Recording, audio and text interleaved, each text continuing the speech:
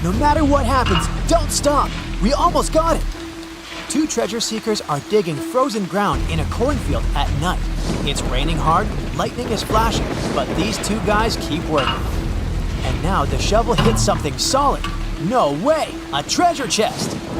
They start digging faster and find a piece of a ship's engine. What the?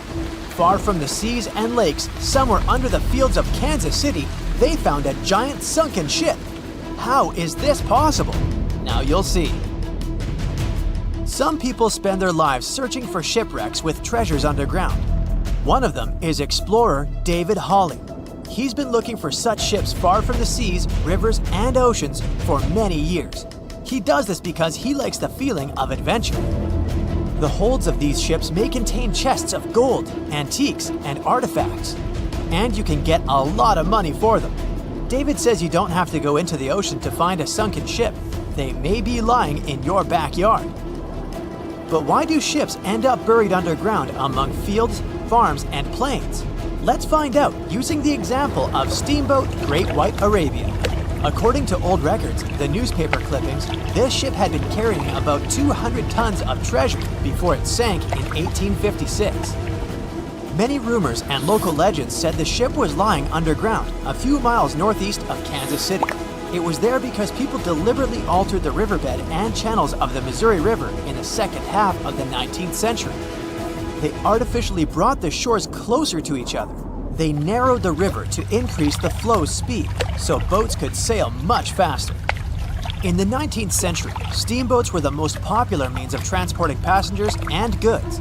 Before railroads, they extended the western border across the Mississippi and Missouri rivers and brought supplies to people. That's why it was so important to increase the speed of their movement. So, on September 5, 1856, Arabia was sailing along such an estuary. It came across a snag sticking out of the water. A piece of log quickly flooded the ship. Fortunately, all passengers were evacuated. But the steamer and its precious cargo reached the silt bottom of the Missouri River in a few minutes. Several years had passed. Everyone forgot about the vessel. During this time, the course of the Missouri River had changed. But Arabia remained under the wet, muddy bottom. The soil level above it was getting higher, and the ground was losing moisture. Eventually, many decades later, a cornfield formed above the sunken ship. In the 1980s, one farmer owned this area, and he had no idea what was hidden in his territory. David Hawley carefully studied the history of the sunken ships of the USA.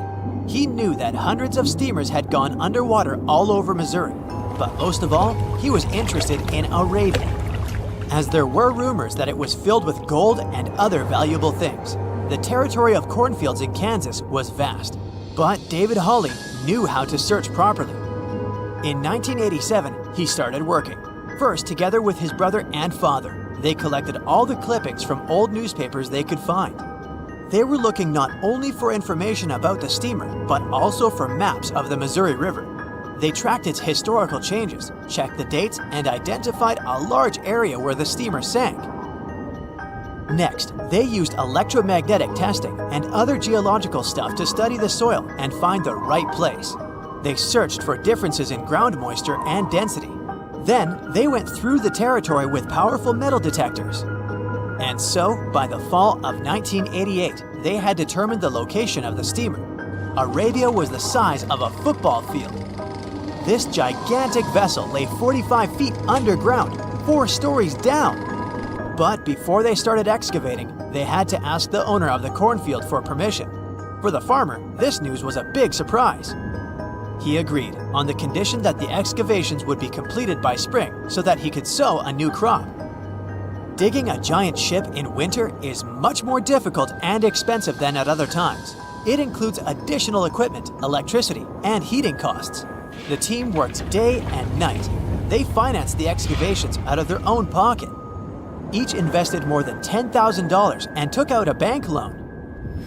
Finally, they noticed the first details of the ship. The shovels hit the huge engine boilers and the deck. The goal had been achieved. Most of the cargo lying inside the sunken ships is covered with rust, shells, mud, and is badly damaged. The contents of Arabia were in excellent condition, considering that the ship had sunk 130 years prior. Unfortunately, they didn't find the chests of gold. Still, they got several tons of other valuable cargo, household items of people who lived in the middle of the 19th century. It was a time capsule. The ship was carrying supplies for hundreds and thousands of people, and all these things were perfectly preserved. For example, they could clearly see the brand stamp Goodyear Rubber Company on one rubber shoe. The longer the excavations continued, the more things David and his team found. In the barrels, they found plates from the 19th century. They were intact and usable. Also, there were clean clothes, thousands of pairs of shoes, harpoons, frying pans, and umbrellas. The ship was carrying cargo to supply about 16 small towns. Yes, it's not gold, but such artifacts are also precious. The contents of the ship could be worth millions. However, the crew wasn't going to sell these things. They made a museum on the site of a former fruit market in Kansas City. If you go there, you will immediately feel like you're in a department store of the 19th century. There are thousands of items in good condition. Even the matches here are dry enough to light up. It took David many years to present the entire collection from the steamship. He values each of the items and doesn't want to sell them. Anyone can come here, pay for a ticket, and find themselves in the past. Who knows, maybe there's an old ship hidden in your backyard too. Geologists found an older vessel in the hot desert of Namibia in 2008. This ship sailed back in the days when pirates scared sailors on the seas, and now it's inside a dried-up lagoon. The ship sailed from Lisbon in 1533 and disappeared with the crew near a small diamond mining town. After almost 500 years, the hull had been badly damaged. Only the carcass of the ship remained, but the treasure hidden inside the vessel stayed intact. They carefully studied the boat for a long time, trying not to ruin anything. And then, 5 days later, they found a big old chest in the hold. Carefully opening it, they found gold coins there. Thus, the cost of the ship was estimated at about $10 million. The exact cause of the shipwreck is unknown, but experts believe the ship was destroyed by heavy cargo and bad weather. It went to the bottom of a lagoon that later became a desert. Some find an airplane in their backyard, others discover a ship, and one man found a passage to an ancient secret city in his house. This happened in Turkey in 1963. The owners of the building decided to make repairs. He went to his basement and knocked down the wall to turn this place into a living room. And so, behind one wall, he found a tunnel leading underground. The man thought it was some kind of a secret chamber. He went down there and realized it was something much more than that. It was an ancient city 18 floors deep. People built it in the years 780 to 1180 as a refuge from weather disasters and the invasion of enemies. This place also includes many underground tunnels that stretch for several miles in different directions. People could get to the town from different points using secret passages leading to these roads. The city can accommodate about 20,000 residents, livestock, and tons of food supplies. Archaeologists have also found a chapel, schools, stables, and public kitchens there. The year was 1865. It was a boom of migration worldwide, with novel places discovered and new settlements created. Without planes like we have now, a ship was the only way to escape from the old life and journey towards a new, hopefully brighter future. So, a voyage like that was quite a regular thing to do. More than 500 immigrants safely reached Queensland, and the ship was supposed to head back to London sometime later. It was indeed a long journey, but not many people were willing to return to England. After all, they had chosen to come to Australia to create a brand new life. So it was only natural that the ship would come back nearly empty. However, the return trip was still quite lucrative, thanks to the cargo the ship would carry.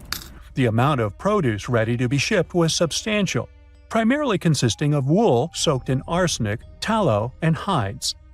It was two birds with one stone. Not only could the crew wait out the winter, warm in Australia, while England endured bitter cold, but they also wouldn't waste their time. With the sheer volume of produce to be loaded, it would take them around 3 months to accomplish this task. Reports were circulating that the Fiery Star was almost done loading up, but it turned out that the assessment was a bit too optimistic. To pass the time, Captain Ewell thought it would be a good idea to reach out to the Acclimatization Society and offer to help transport any animals they wanted to send to England on the Fiery Star. He already had some emus and kangaroos on board, but there was still room.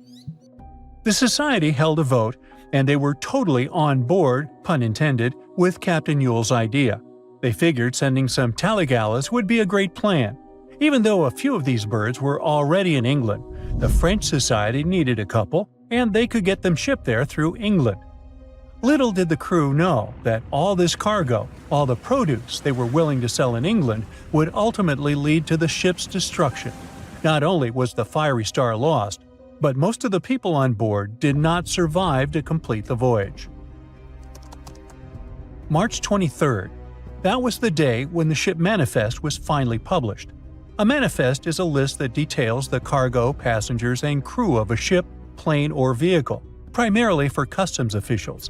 This document helps those involved in the transport verify that everyone and everything that was loaded is still on board when the vehicle reaches its destination. Once it's published, it means the ship is almost ready to depart. There were three possible ways of passenger accommodation. First, there was the saloon, the antiquated name for first class. Next, there was the second cabin, which is, logically, second class. Finally, there was the steerage, the cheapest form of passenger accommodation on a ship. Back in the 19th and early 20th centuries, many people traveled from their homelands, often to North America and Australia, looking for a fresh start. Most of them were poor and had limited funds for travel. In total, there were 8 people in the saloon, another 8 in the second cabin, and only 21 steerage passengers. Out of the 37 passengers, only one, John Ormond, would make it out alive. He bought a ticket for the steerage, so unlike the Titanic situation, in this case, the class didn't really matter. The crew members list wasn't as detailed as the passengers. It was known that, in total, there were around 55 people in the crew, from able-bodied seamen to crew members simply called boys. But there's something telling me that the crew wasn't really that important for the captain. In reality, all that mattered to him was to make as much money as possible, shipping tons of dangerous, flammable cargo. Out of over 50 crew members, only 17 survived that voyage. But there was actually one more crew member who actually survived it all, just because they weren't let in. Sarah Johnson disguised herself as a man and planned to sneak onto the ship.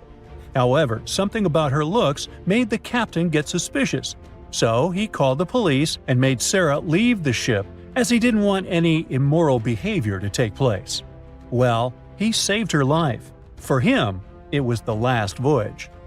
The captain, W. Hunter Ewell, was quite a celebrity apparently. He already had a record of the safe landing of immigrants in the previous year, so there seemingly was no reason to worry. The trip promised to be safe. Clipper Fiery Star left Moreton Bay bound for London. The passengers took their places. The cargo had already been loaded. The full list is astonishing. In addition to all the wool, tallow, cotton, hides, and horns, there were also 6 cases of arrowroot and various other packages. And we can't forget the animals the captain took aboard too. The Fiery Star was far away, yet still observable to the east as it headed toward the Pacific Ocean. This was the last information available until May 26, when news of its destruction emerged from Brisbane. Chief Officer William Sargent's log reveals that the Fiery Star took 12 days to reach the southern tip of New Zealand, passing on April 11, 1865. The trip was going well until heavy seas ruined 2 longboats on April 17. On this day, a strong odor of smoke alerted the captain. When he checked, he found the lower hold completely filled with smoke from a fire fueled by the ship's flammable cargo. The hatches were quickly closed to try to contain the flames, but by the next day, the heat and toxic smoke had forced passengers out of their cabins. George Maber was one of the lucky survivors. He was the ship's engineer, and he recalled the chaotic events on April 20th, as Captain Ewell and most of the crew and passengers tried to evacuate in rough weather. At around 6 p.m., the ship took on water, and without much warning, Captain Ewell, 4 crew members, and a few female passengers hopped into a lifeboat and headed out. The next boat, managed by the second mate, Mr. Adio, was a gig, followed by a crowded jolly boat.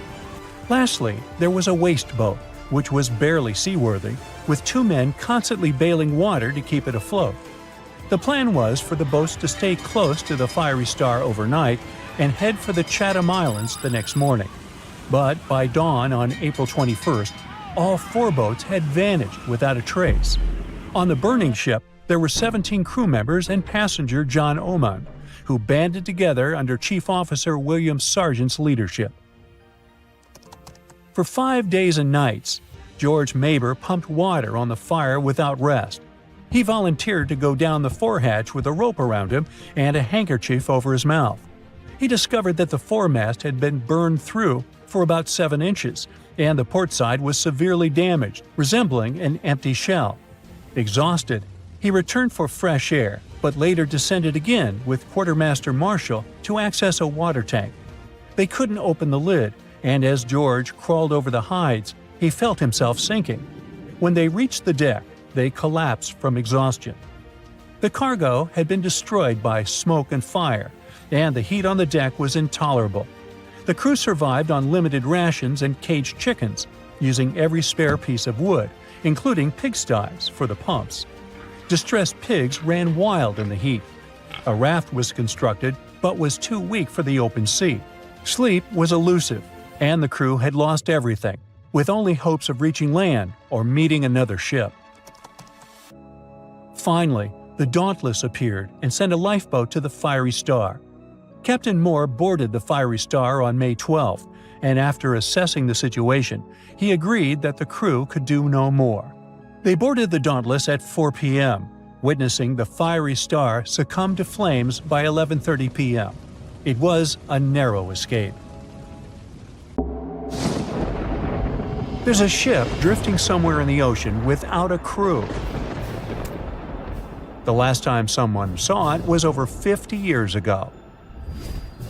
Its story reminds of that of the Flying Dutchman, a ship that's bound to sail forever and bring disaster to whoever sees it at sea. At least the legend says so. Unlike the Flying Dutchman, the SS Baychimo was definitely real and built for a German company in Hamburg and began as an ordinary cargo ship. It was trading supplies between Hamburg and Sweden in the Baltic Sea starting from 1914. It had a strong steam engine and a hull made of steel. A few years later, it became British property. Then, in the 1920s, a Canadian company purchased it for around $18,000, a huge amount of money back then. The new owner, the Hudson's Bay Company, was actively using the ship for several years. They would often send it on voyages from its home port in Scotland to Siberia, Alaska, the Yukon, and the Northwest Territories. It also passed through the Panama Canal and even the Suez Canal, with fur pelts for sale on board. Sometimes it would also transport passengers. It had completed 9 successful voyages before this strip of good luck came to an end. Starting from the 1930s, SS Baychimo would have trouble with ice and storms. When it first got trapped in ice in October of 1931, some of the crew managed to escape to Alaska. 15 of 22 sailors decided to stay with their vessel and try to save it. They had furs and other valuable cargo worth around $58,000 aboard. The company sent them supplies to survive the winter. They set camp near the ship out of the hatches, tarpaulins, and other materials, and offloaded the cargo. At the end of November, a blizzard rushed through the area, and it seemed like it had taken the ship with it. The ice platform had survived, but the ship broke free. Some of the crew members were sure it had sunk. But soon after, they heard from one of the locals who had spotted their ship around 45 miles away from their camp. The crew moved on with their lives, and the ship started its journey as a runaway vessel. People would spot SS Baychimo once a year or so, all the way until 1965. It was mostly spotted off the coast of Alaska. A man going to Nome with his sled dog, along with prospectors, explorers, and treasure hunters, all claim to have seen SS Baychimo. Someone tried to board it and take it to port, but ended up stranded on it for days because of horrible weather.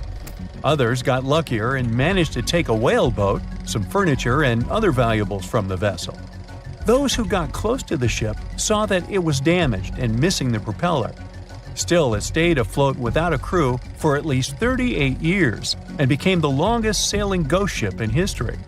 In 2006, the Alaskan authorities started a project to solve the mystery of this ghost ship of the Arctic and finally find SS Baychimo, either still above or below the water. So far, the project has not been a success. SS Baychimo remains one of the estimated 4,000 ships that have disappeared off Alaskan shores. If the legend of the 17th century isn't lying, this ghost ship could be sailing somewhere along the Flying Dutchman. It belonged to the Dutch East India Company. Its captain managed to do the impossible for that time and sailed from Holland to Indonesia in only 3 months. They said he was flying over the sea, and some evil tongues explained that he had made a deal with evil forces to achieve that. Once the ship was sailing back home, its captain and crew disappeared without a trace. There are many versions of what happened to it. One of the first ones said it had tried to enter port at the Cape of Good Hope, got in a terrible storm, and sank as there was no captain to save it. Another legend says the captain had refused to obey the skies to let the ship sink during the storm. A scary life form then struck the boat and the crew, and it was condemned to forever wander without rest. Many sailors claim to have spotted the wandering Dutchman. The Duke of York, who was to become King of England, mentioned having seen it in Australian waters. Right after spotting the ship, the man who saw it first fell from the top of the mast and didn't survive. There were more encounters with this legendary ship up to the middle of the 20th century. Ships would nearly collide with it as the Flying Dutchman jumped out of the blue. Scientists have a more logical explanation for this mystery: Fata Morgana, not to be confused with Hakuna Matata. Now, when you're out at sea on a hot day and the air is all wavy, it feels like when you look at the road on a scorching summer day. That's because of something called atmospheric refraction. When light passes through different layers of air with different temperatures and densities, it bends and twists. Sometimes, under certain conditions, this bending of light can create really bizarre optical illusions over the ocean, like sightings of the Flying Dutchman. The Fata Morgana phenomenon can make distant objects appear distorted, stretched, or even lifted above the horizon.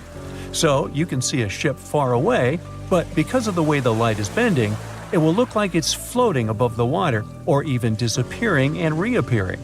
A Fata Morgana is most commonly seen in polar regions, especially over large sheets of ice that have a uniform low temperature. But you can see it anywhere, even in deserts and over lakes on hot days. The first stories about ghost ships go all the way back to ancient Greek and Roman mythology. One of the most famous ghost ships in history is the Mary Celeste. This brigantine was traveling from New York City to Genoa and was fully stocked with provisions, but missing a crew when it was discovered in the Atlantic Ocean in 1872. The crew's personal belongings were also there, completely undisturbed. The final entry in their log was made 10 days earlier. We still don't know what happened to its crew, and the ship has inspired many spooky stories and legends.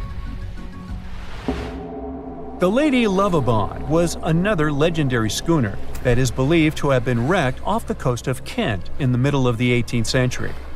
The story tells that the ship's captain, Simon Reed, had just got married and took his bride on board for a celebratory cruise, despite the superstition that it could bring bad luck.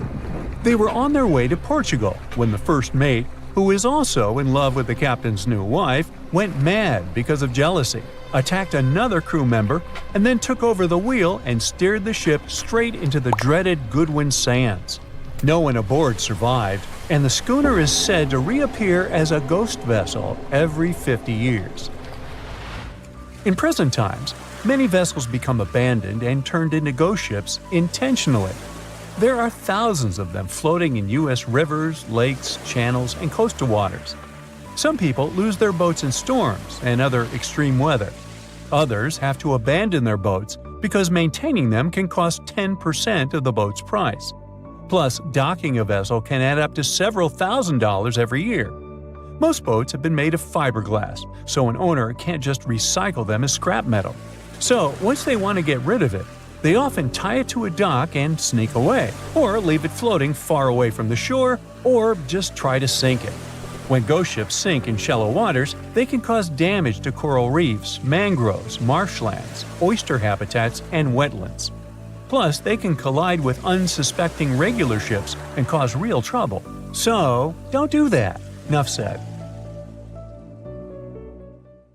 The year was 1854, and the SS Arctic, the fastest passenger liner of its time, set out to cross the Atlantic.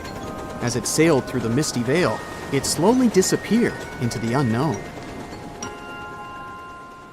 The Collins Line, an American shipping company, was started in 1818 and only began seriously trading in the transatlantic by 1835. Its steamships crossed the Atlantic from Liverpool to New York within just 10 days.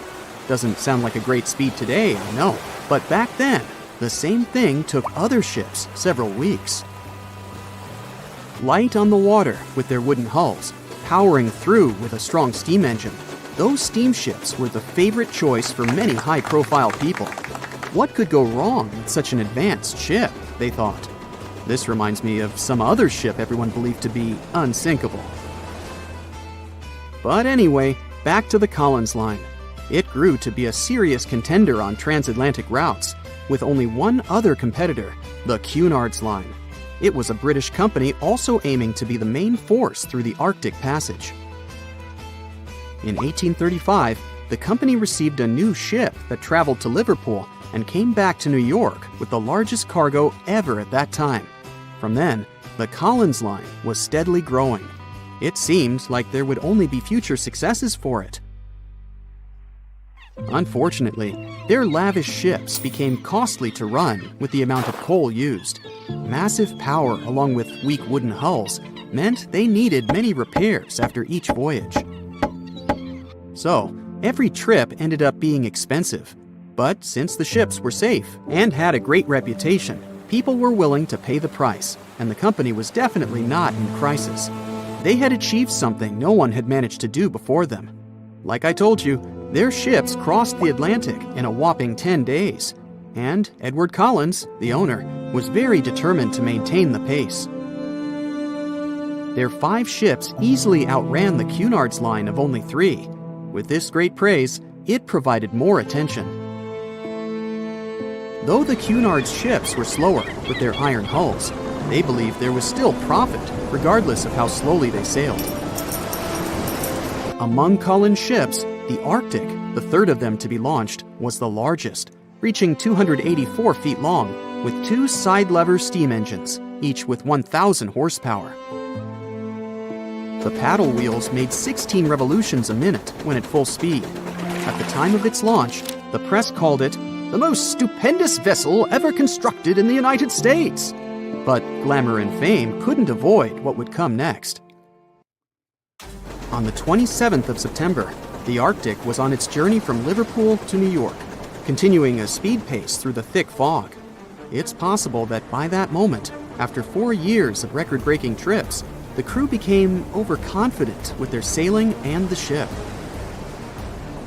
Going only 50 miles from Newfoundland, they carelessly continued through the fog with no radio contact, sonar, or any other form of identifying objects, equipped only with Morse code.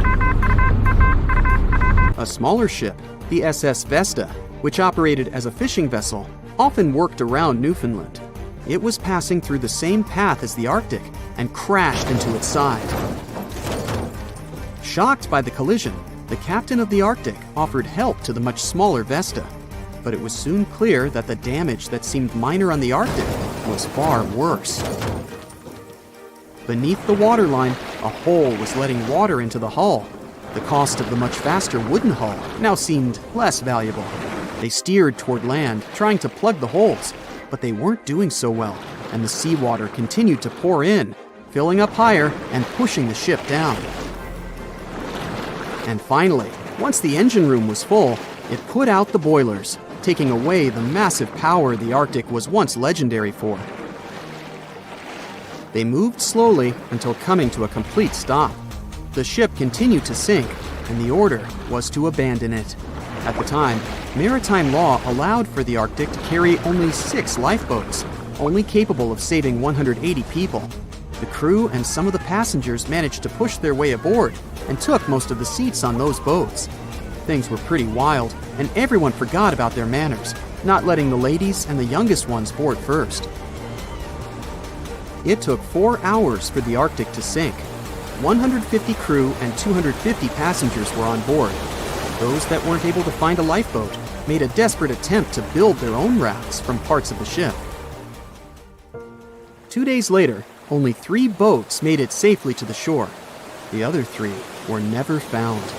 Believe it or not, the rescue party also saved some people that had been clinging to the wreckage for 2 days. Unlike the crew, the captain went down with the Arctic, but amazingly survived. He would be only one of 85 people that made it out of the 400 on board. When the news arrived 2 weeks later, the public responded with great sadness to the losses. Great anger soon followed towards the poor safety measures and the crew. The press published demands to change the laws for more lifeboats. It only made sense to have enough for every person on board a ship. But they ignored those requests. This neglect would lead to more disasters in the future. Enough lifeboats would only come into maritime law some 60 years later, after the disaster of the Titanic. Edward Cullen's wife and 2 children were also aboard the ship and didn't return. He was heartbroken, but didn't stop running his business. The Collins line still had a reputation to uphold, the biggest, fastest, and most luxurious on the Atlantic. Edward Collins would now build an even better ship than any other. It was named the Adriatic, and it was the largest ship in the world, 354 feet long. With 2 alternating steam engines that had never been built of this size. These steam engines at the time were at the height of engineering, though today you can only see them in models and toys. With the new addition of 2 masts, the Adriatic would also be able to sail if needed. Luckily, they made some lessons from the disaster of the Arctic. But before their new ship, the Adriatic, was built, another disaster had occurred. The sister ship of the Arctic had also sunk. They believe this second ship was desperate to stay in front of the Cunard's line and hit an iceberg somewhere during the race. This weird contest took the lives of 141 people. The desperation of Collins and his weakly built hulls pushed the company towards bankruptcy in 1858. The newly built Adriatic, costing over $1 million, had only made 1 voyage in the end. And even that voyage was considered a disaster. The ship collided with a tugboat. It still managed to finish its maiden voyage at a suitable time. After the company had gone bankrupt, they had to sell the ship for only $50,000. They removed the great giant engines, replacing them with only sails. Although it was once the greatest ship on the high seas, it was only 30 years later until it was abandoned, labeled irreparable, and anchored in a river. The other remaining ships were also sold and only used for parts. Edward Collins left the industry altogether, seeking work on dry land instead. As the Collins line was no longer in the mix, the Cunards would grow in strength. Without competition, they would win the Blue Ribbon for the next 30 years, and 180 years later, after producing hundreds of ships. They still have a constant presence on the seas as they provide transatlantic crossings, world voyages, and leisure cruises. To this day, the Cunard line is the only one to run ships between Europe and America, and it's great proof that it's not always the fastest that's the best. The moon shines brightly and illuminates the black water of the ocean. Thick fog descends on it in ominous silence. Then, It's suddenly broken by the creaking of wooden boards, followed by a rippling of the waves. Through the fog, you see the outline of an old, large ship. Its hull is rusty, and a strange cold is coming from it. But the most unsettling thing is that there's no one on the deck. The ship sails without a crew. No, this isn't a mythical Flying Dutchman, but a very real ghost ship. September 2nd, 2019. The British Royal Navy's ice patrol ship, called the HMS Protector, sails through the calm waters of the Atlantic Ocean. The time is 11 p.m. Some of the ship's crew are on deck, while others are sleeping in their cabins. The captain steers the ship and looks straight at the horizon. The sky is lit up by an orange twilight, and clouds float in the distance. Suddenly, against this beautiful landscape, one of the sailors notices the black silhouette of an unknown ship. The captain slows down and steers the ship a little closer to the mysterious vessel. This is an old cargo ship, 250 feet long. Attempts to contact the crew members lead to nothing. It seems the unknown boat is floating in the ocean by itself. There's no one on board, at least, no one alive. The deck of the ship creaks from rocking on the waves. The sun sinks below the horizon, and it gets dark. The ship looks terrifying. British sailors don't dare to climb on that strange deck. They take a photo, post it on the internet, and sail away. Many people on the internet will assume the sailors met a real ghost ship. 5 months later, we're in the village of Ballycotton in County Cork, Ireland. A local leaves the house early in the morning to go for a daily run. Music in his headphones, fresh cool air, and a scenic route are ideal conditions for a good workout. The jogger runs along the road on the coast of the Celtic Sea. There was a strong storm last night, and now the sea looks calm. The man runs along the top of a low cliff and notices a huge vessel. An old rusty cargo ship 250 feet long lies on the beach, right among the rocks. No people on board.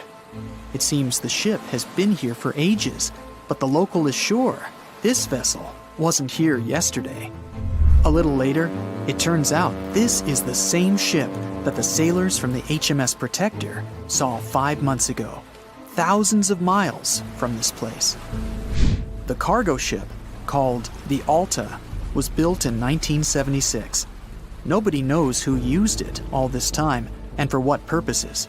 It's only known that in 2017, the ship was purchased by a new owner and marked with the flag of Tanzania.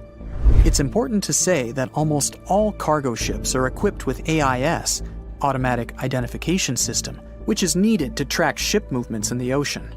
Since 2015, something strange started happening with the Alta's AIS. The ship disappeared from the satellites, then reappeared again. Over the past few years, this ship had changed several names and flags. It's not surprising that its AIS shut off and turned on numerous times. It's said that some of those who disable AIS on their ships do so to hide outlaw activities.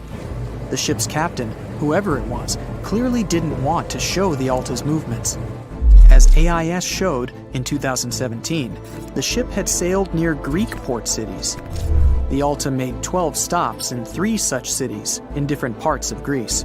Then, the AIS signal disappeared, and 10 months later, the Alta reappeared near the northern coast of Africa, 1,200 miles from Greece. In September of 2018, the ship was sailing about 1,400 miles southeast of Bermuda, and at that time, the crew members started having problems. There were 10 people on board the Alta.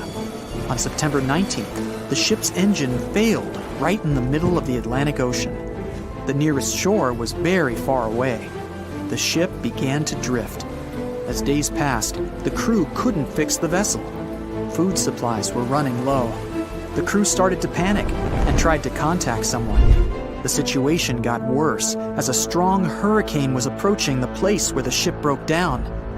Crew members contacted the U.S. Coast Guard.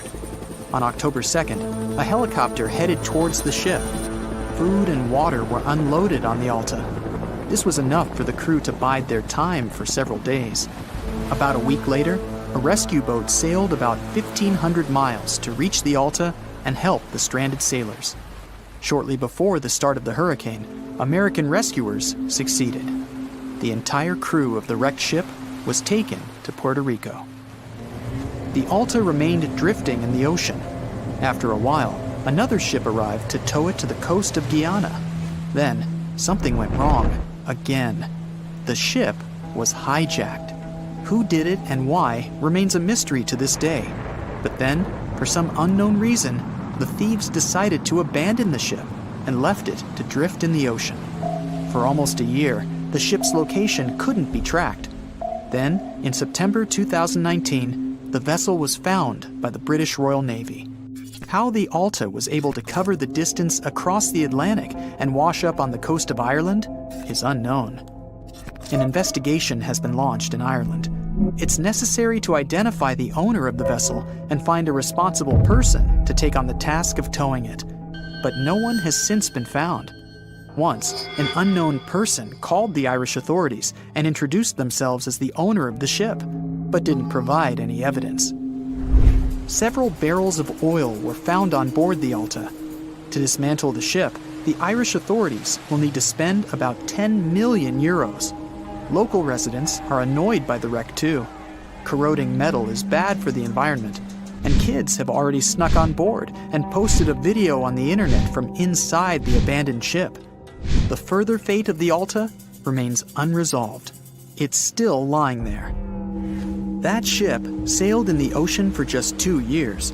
Now imagine if some other managed to drift for 38. In all that time, no one could catch this ship, and people still seek it. That vessel is called the SS Baychimo. It was a merchant ship owned by a Canadian trading company. In 1931, the ship got stuck in ice off the coast of Alaska. A strong snowstorm began. The team waited a week for it to end, but the storm only intensified. One day, the weather improved a bit, and part of the team was evacuated to the nearest city. Another part of the crew, with the captain, set up camp near the ship. The storm started again and didn't stop for a long time. The blizzard was so heavy that the ship's captain couldn't see beyond his arm's reach. Finally, when the storm was over, the captain saw that the ship simply vanished. He decided the Baychimo sank during the storm. A week later, the ship was found, drifting near the place where it was lost. The hull of the ship was damaged so badly that it was unsafe to sail on it. The captain decided to abandon the ship. However, it didn't sink. For the next 38 years, it was drifting at various points along the Alaskan coast. Several times, people climbed on the ship, including native Alaskan residents and a group of researchers. Attempts to save the vessel from the sea ended in failure. The salvage operations were hampered by drifting ice and bad weather. The last time it was seen was in 1969. The ship was frozen and blocked by the ice. In 2006, the government created a special project to find the Baychimo. However, in all these years, the ship still hasn't been found. Its fate is unknown. It's likely that the ship has finally found peace and is now lying on the seabed of the Chukchi Sea. There's a stretch of water that even the most experienced explorers fear. No matter what season you choose to cross it in, you risk meeting face to face with waves that can reach as tall as the Hollywood sign. I'm talking about the Drake Passage, the waterway connecting the Pacific Ocean to the Atlantic Ocean, stretching from Cape Horn at South America's southernmost tip to Antarctica's South Shetland Islands. It's about as wide as the distance from London to Berlin and takes up to 48 hours to cross. Some sailors compare getting on the other side to going to the moon. That's how challenging it is. Even the man who discovered it, Sir Francis Drake, never sailed these waters because they seemed too dangerous to him and opted for a calmer, although longer, Strait of Magellan. The passage took the lives of around 20,000 sailors and over 800 ships. Tourists who want to see Antarctica cross the Drake Passage on a regular basis. although it's still often called the world's most terrifying ocean crossing. The Antarctic Peninsula, where travelers go, isn't really part of Antarctica itself. It sticks out and points towards South America like two fingers almost touching it. The water gets squeezed between these two land masses, making strong ocean currents. The passage is part of the Antarctic Circumpolar Current, the largest ocean current on Earth. The water rushes through the passage at a speed between 95 and 150 million cubic meters per second, which makes it rougher. And then there are winds that usually blow from west to east and are very strong between 40 and 60 degrees latitude. That's why those areas are called the Roaring Forties, Furious 50s, and Screaming 60s. Land slows down winds, which is why storms hitting Ireland and the UK get weaker as they move east. But Drake's latitude is the only place where winds can blow all around the Earth without being stopped by land. So they keep getting faster. These strong winds turn into huge waves that can hit ships really hard, normally around 13 to 16 feet tall. They're much higher than waves in the Atlantic. Drake Passage also has underwater mountains that you can't see. The huge current squeezes through this narrow passage and causes waves to crash against these mountains underwater. These internal waves create whirls that bring cold water up from the deep ocean. So it's not just rough on the surface, the water is wild all the way down. The first sailor managed to sail around Cape Horn and through the Drake Passage in 1616. It was a Dutch navigator, Willem Schouten, in 1616. But the most famous attempt to cross it was undertaken by Sir Ernest Henry Shackleton on his ship named Endurance. He and 27 of his men set off from South Georgia, aiming to reach Vassal Bay in Antarctica. But things didn't go as planned. On January 19, 1915, their ship got stuck in the ice. And by October, it began to sink. They camped on floating ice for 2 months before sailing lifeboats to a remote, icy place called Elephant Island.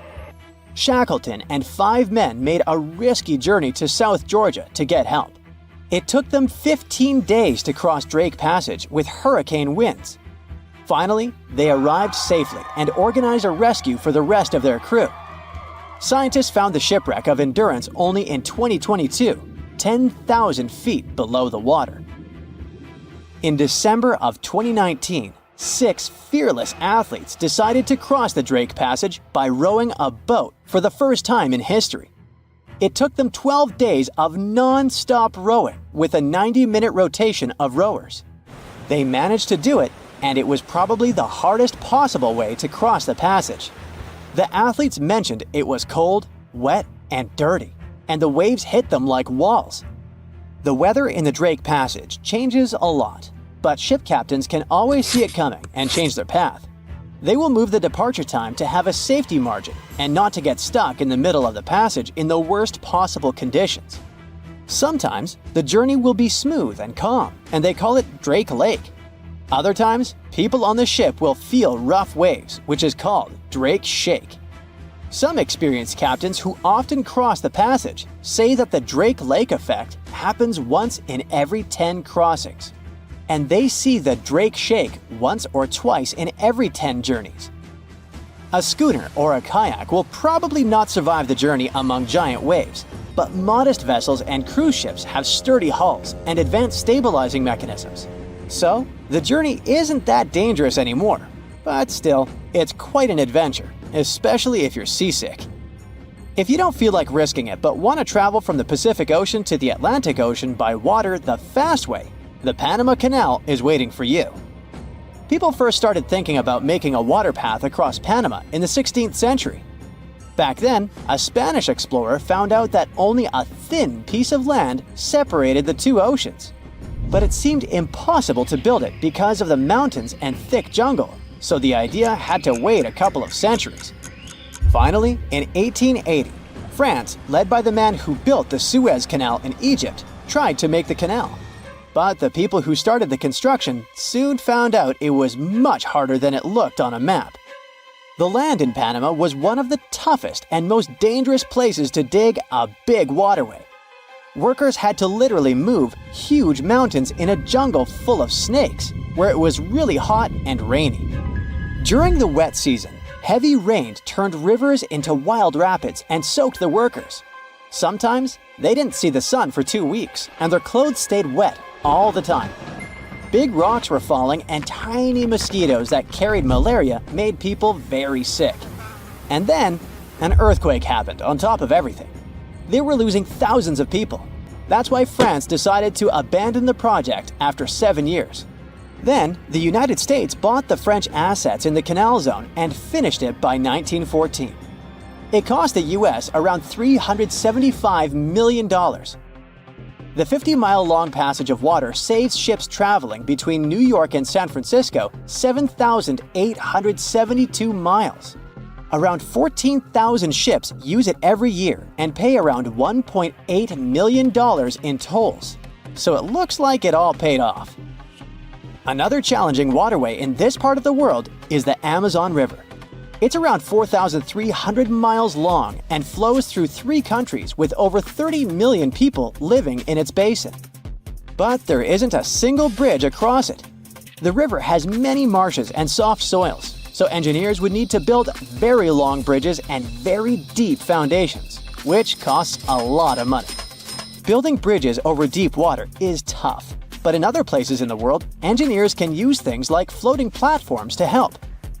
The river's path and water levels change a lot during the year. During the dry season from June to November, the river is usually 2 to 6 miles wide. But in the wet season from December to April, the river can become as wide as 30 miles. And the water level can rise by 50 feet. That's why they can't build floating bridges or pontoons. The riverbanks are made of soft dirt that moves and erodes with the seasons, and it makes things even harder. It would have to be an absolutely unique project to overcome all these challenges. Luckily, there's no pressing need for a bridge across the Amazon right now. The river mostly goes through areas that are sparsely populated, so there aren't so many major roads to be connected by bridges. The voyage started just like any other. The cargo ship SS Cotopaxi is making another journey to Havana, Cuba to deliver coal. It's November 29, 1925. For Captain Meyer and his crew, leaving Charleston Port, South Carolina, it will be the last trip the ship ever makes. Its route ran through the Bermuda Triangle. 2 days into the trip, the Cotopaxi sent out a distress signal. It had got caught up in a strong tropical storm and turned over on its side. The wind was very strong and there was powerful lightning as well. Rain gradually filled the ship's hold. Then there was a bright white flash, and the ship disappeared without a trace. Later, its wreckage was found in the Gobi Desert, which is in a completely different part of the world. All 32 crew members, including the captain, were missing. Of course, the part about the Gobi Desert is fictional. For one of his movies, Steven Spielberg came up with the idea that the ship was moved there by aliens. Still, in real life, the ship was never found, and its crew really did disappear. It was officially declared missing a month afterward, and nobody could find the wreck. It seems like a classic case of mysterious things going on in the Bermuda Triangle. But most mysteries are solved sooner or later. In 2020, the Cotopaxi was found. A man named Michael Barnett had moved to Florida to study shipwrecks off the coast. One wreck in particular really caught his attention. It was much larger than the others, and the locals called it the Bear Wreck. It was about 40 miles from St. Augustine in northern Florida, but no one had ever managed to identify the rusty hull. So Michael started to do some detective work. He measured the size of the shipwreck and started working through all the information he could find. He researched hundreds of old newspapers, leafed through insurance records, and looked at artifacts found on the wreck. After hundreds of hours of hard work, Michael was sure it was the Cotopaxi. But a few years before, there had been a rumor that the same ship had been found off the coast of Cuba. The Coast Guard found the wreck of a cargo ship about the same size that looked a lot like the one lost in 1925. Michael was sure they were wrong, So he teamed up with some science journalists and kept investigating. Soon they discovered something that seemed to confirm Michael's belief. Divers found brass valves with the letters SV on them in the wreckage of the ship. Michael suggested these initials referred to Scott Valve Manufacturing Company. The headquarters of this company was in Michigan, not far from where the Cotopaxi had been built. The company had probably supplied parts for the Cotopaxi. So the puzzle seemed to be solved. The Bear Wreck was really the missing cargo ship. But Michael still needed to work out why the ship had sunk. Did something mysterious really happen to the Cotopaxi in the Bermuda Triangle? Later, Michael found the testimony of the ship's carpenter among some old papers. The carpenter claimed that the hatches covering the coal on the ship had been in a terrible condition before it sank. Repair work on the covers wasn't finished before the crew got the order to sail to Cuba. So if the hatch covers were still broken during the trip, water could have easily gotten on board. This water probably flooded the hole during the tropical storm. This was the real reason why the Cotopaxi went down. There was really nothing mysterious about it. It was just a mistake made by ordinary people. But this is just one example out of dozens or even hundreds where ships and planes have gone missing in the Bermuda Triangle. We still can't explain some of these incidents. It seems like there really is something weird going on there. One of these strange events happened in 1948. A passenger jet was headed for Miami from San Juan, Puerto Rico. It disappeared in the same area as the Cotopaxi. The 32 people on board vanished without a trace. The weather was clear throughout the flight, but experts think that when the plane was about 50 miles from the coast, it could have been hit by a strong wind that knocked it off course. Years later, a similar plane was found in the area of the Bermuda Triangle, but because no one could work out the registration, it was impossible to say for sure if it was the same one. Something even stranger occurred not long before, in 1945. 5 planes went missing all at the same time. Some trainee pilots were practicing their navigation skills, but when they'd finished, it seems they couldn't find their way back home and disappeared. Many people assume they just ran out of fuel. This seems likely, but still, the circumstances were really strange. The trainees were being supervised by an experienced pilot who had 2,500 hours of flight time. He would never have let a group of newbie pilots get that far away from their base. Even now, people still debate what could have happened. Some insist the pilots ran into something supernatural out there in the Bermuda Triangle. But who knows? And here's another freaky thing that happened there which no expert has been able to explain. Time travel. In 1970, Bruce Gernon was flying a plane from Andros Island to the Florida coast. When he was at 11,500 feet, a giant cloud appeared in front of him. It kept getting bigger and bigger, and he had no choice but to fly through it. As soon as he did, the plane was surrounded by darkness. It was as if the day had turned to night in a split second. Suddenly, Bruce began to see white flashes of light around him. They were so bright that they lit up the entire sky. But they weren't lightning bolts, although he couldn't really explain what they were. The plane continued through the strange cloud for almost a half an hour. Bruce noticed that the cloud changed shape during this time. The space around the plane turned into a tunnel. Then the tunnel started narrowing. Bruce became really tense as he tried to cope with the plane's controls. All his instruments and navigation equipment were going crazy, and the electronics stopped working. Then, a white light appeared at the end of the tunnel. Just like in the movies, the plane escaped the closing cloud tunnel at the very last second. Everything was fine, but now Bruce found himself in some white fog. He had no idea where he was. Then he managed to contact ground control. He was shocked when he learned that his plane was already in the airspace above Miami. It seemed that something impossible had happened. Bruce was meant to cover a distance of about 250 miles during the flight. This usually took 1.5 hours, but he had managed it in just 47 minutes, almost 2 times faster than normal. When Bruce landed, he went to check the amount of fuel left in the tank. It turned out he'd used up a lot less than the normal amount of fuel as well.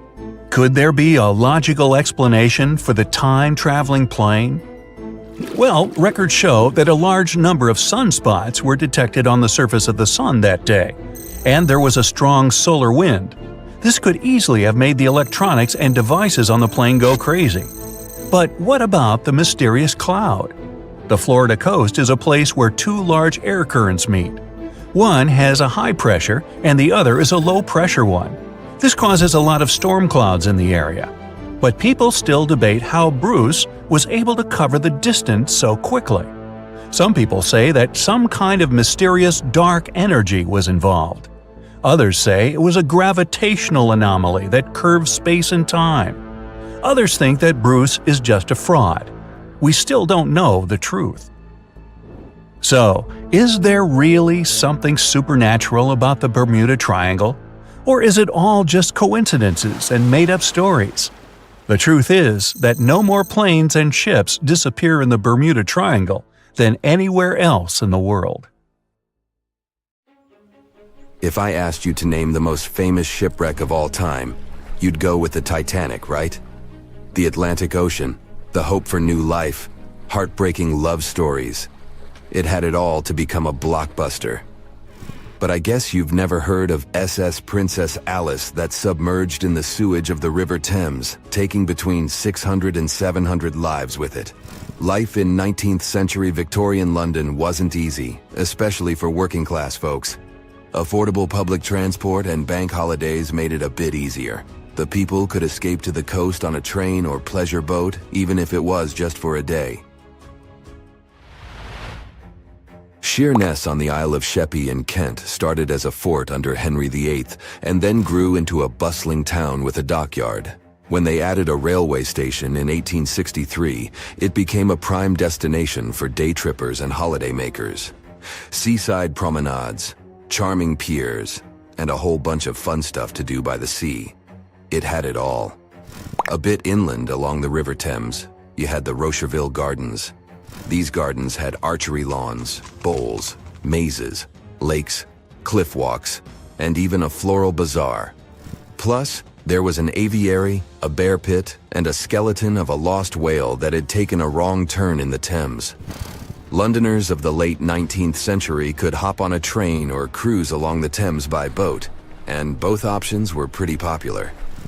But on the 3rd of September, 1878, way more people than usual opted for the boat. They chose it over the railroad after a passenger train had collided with goods wagons in Kent, taking the lives of 5 people. The river felt like a safer way to go. One of the ships available for the trip was the SS Princess Alice.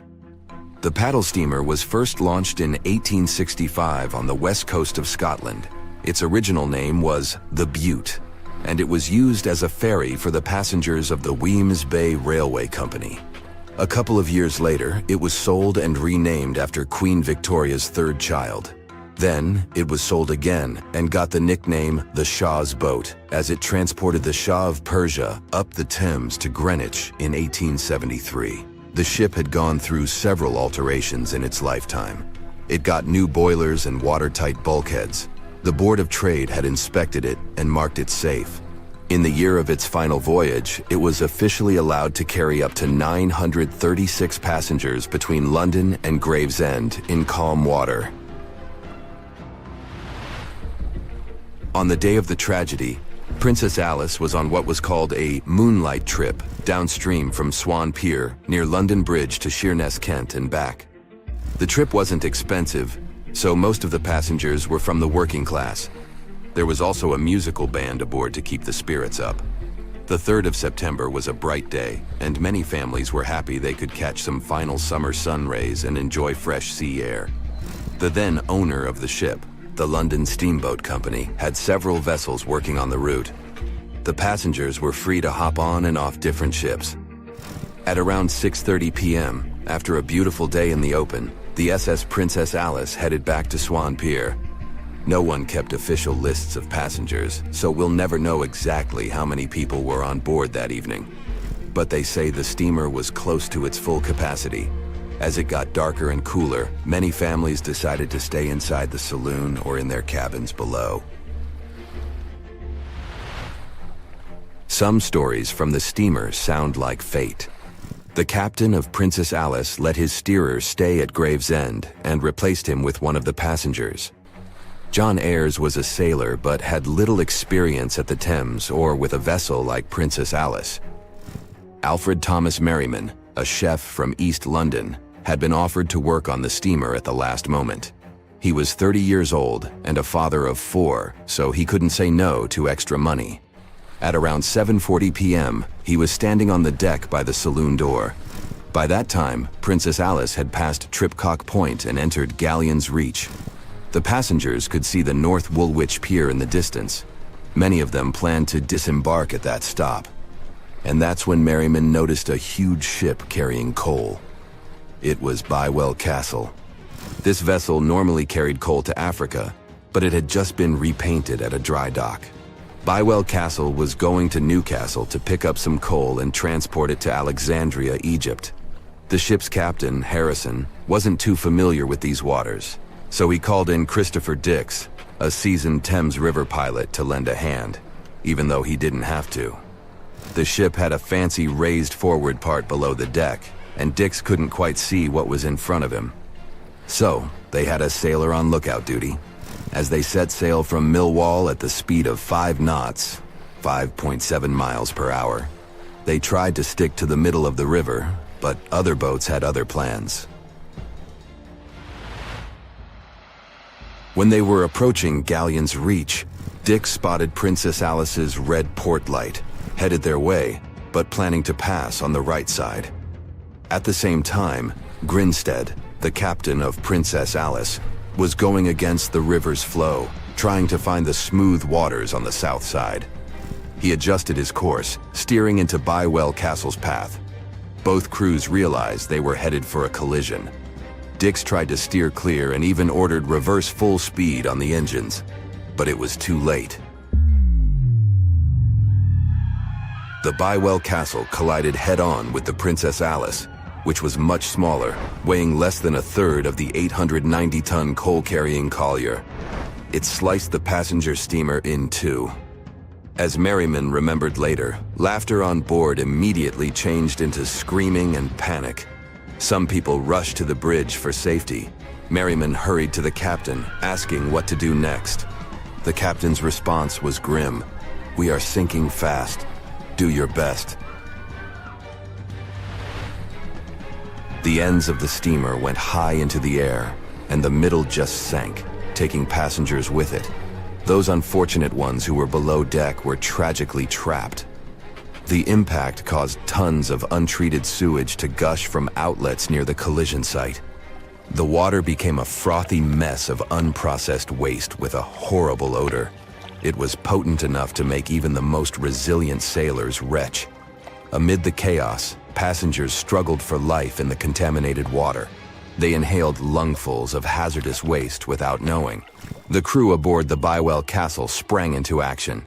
They dropped ropes from their deck, urging Princess Alice's passengers to climb aboard. Anything that could float, from planks to barrels, was tossed into the water to serve as flotation devices for those in need. Other members of their team launched a lifeboat, saving 14 people. Nearby boats, moored along the riverbanks, joined the mission, plucking survivors from the water. Many of Princess Alice's passengers didn't know how to swim, and it was even trickier for ladies wearing long, heavy dresses. Merriman was among the lucky ones who could swim. He first held on to a piece of wreckage, and then, when others got to it, swam away and caught onto a rope hanging over the side of the Bywell Castle. They managed to save around 130 people this way. Another survivor was Robert Haynes, who played in the Princess Alice band. He was fond of ships and had noticed the Bywell Castle a couple of minutes before the collision. He chose not to follow the rest of the band, who went downstairs for a break, and that saved his life. Princess Alice's sister ship, Duke of Teck, arrived 10 minutes too late to assist with the rescue efforts. Only 2 people who had been below deck or in the saloon managed to survive the collision. We still don't know the total count of lives taken on that day. but it's somewhere between 650 and 700. And what makes this story even more tragic is that it has been mostly forgotten. The movie Jaws came out in 1975, and since then, people have been terrified of sharks. Some people fear seeing a great white's head come out of their showers, not to mention the fear of running into one at your local pool. Of course, none of this is actually possible, but some other scary shark stuff is. Like, yes, sharks can attack boats. They probably won't sink one. It depends on the size of the shark and the size of the boat. Today, we're diving deep into the facts and myths about the sea's biggest predator. It was the year 1953. On a typical July morning, two fishers set out on their daily lobster harvest. They took their white-hulled dory out to sea off the coast of Cape Breton Island in Nova Scotia, Canada. Since it was the lobster season, the sea was dotted with several dories spread out across the water. But that day, something strange happened. As soon as they put the dory at sea, they noticed a large dorsal fin chasing after their boat. They were surprised to see that the shark would follow their boat's every move. For an entire week, they took out their white dory from the harbor, and the shark followed them around. Until one morning, as the men were alone at sea, the shark charged at full speed at the boat and smashed a 7-inch hole in its bottom. The boat turned over, and both men fell into the water. The shark didn't come after the men, though. Instead, it swam away and disappeared for good. To clarify, a dory is a small, fragile boat usually measuring 16 to 23 feet long. So how long did that shark need to be in order to sink it? Well, as soon as the boat was retrieved from the ocean, researchers found something interesting. One of the shark's teeth was found stuck in the hull. According to Harvard experts that analyzed the tooth, it most certainly belonged to a 12-foot white shark that weighed around 1,200 pounds. One thing intrigues scientists a whole lot. The great white didn't seem to be interested in the man aboard, but rather in the boat itself. The question is, why? Some people suppose that this great white followed the dory around because it was white, and the animal probably thought it was some big white mammal. It's not the first boat a shark has attacked. You see, sharks don't attempt to sink boats because they're mean and evil. Rather, it's due to murky waters and hard materials that make them mistake inanimate objects for their usual lunch menu. But that's not what we've learned from popular culture. In Jaws, the protagonist shark managed to poke several holes in the orca as it rammed the boat. The orca was a Nova Scotia-style fishing boat made out of wood planks. It wasn't a huge boat, so it seemed plausible that a great white could ram it. But, according to Mythbusters, that's very far from the truth. A great white swimming at its maximum speed wouldn't be able to take down a medium-sized fishing vessel. The same goes for bigger boats. Some bull sharks or great whites can turn over smaller vessels, though, like kayaks or small boats. If this happens, it's most likely because they think it's a sea mammal and nudge it before taking the first bite. No scientist can say for sure why they do this, only that it's usually a misunderstanding on behalf of the animal. The Shark Research Committee, a nonprofit scientific research organization, has documented a lot of shark attacks on inanimate objects and is trying to answer that question more thoroughly. So far, they've observed several attacks on objects such as crab trap buoys and inflatable float bags. The website has also registered 2 famous attacks on boats. The first one happened in 1959, and a shark left a tooth on the hull of a boat. Researchers later identified it as belonging to a 12-foot great white. The report of the other attack, which happened in 1989, claims that a boat was circled by a great white before the animal swam at the vessel at full speed and hit the boat several times. Of course, those who suffer the most from shark attacks and encounters aren't boats. It's surfers. As far as we know, surfers look like giant wobbly seals from the shark's perspective. According to the Shark Research Committee, There have been 41 confirmed shark attacks on surfers on the west coast of North America over the course of the last century. So, should we be so afraid of sharks after all? Let's learn more about these magnificent sea creatures. Off the top of your head, how many shark species can you name? 4, 8, 10? Well, there are over 500 species of sharks swimming in the ocean. They vary from tiny specimens, about the size of a human hand, to up to 39-foot-long creatures. The largest species of shark are actually not great whites, but whale sharks. And even those are small compared to the great megalodon.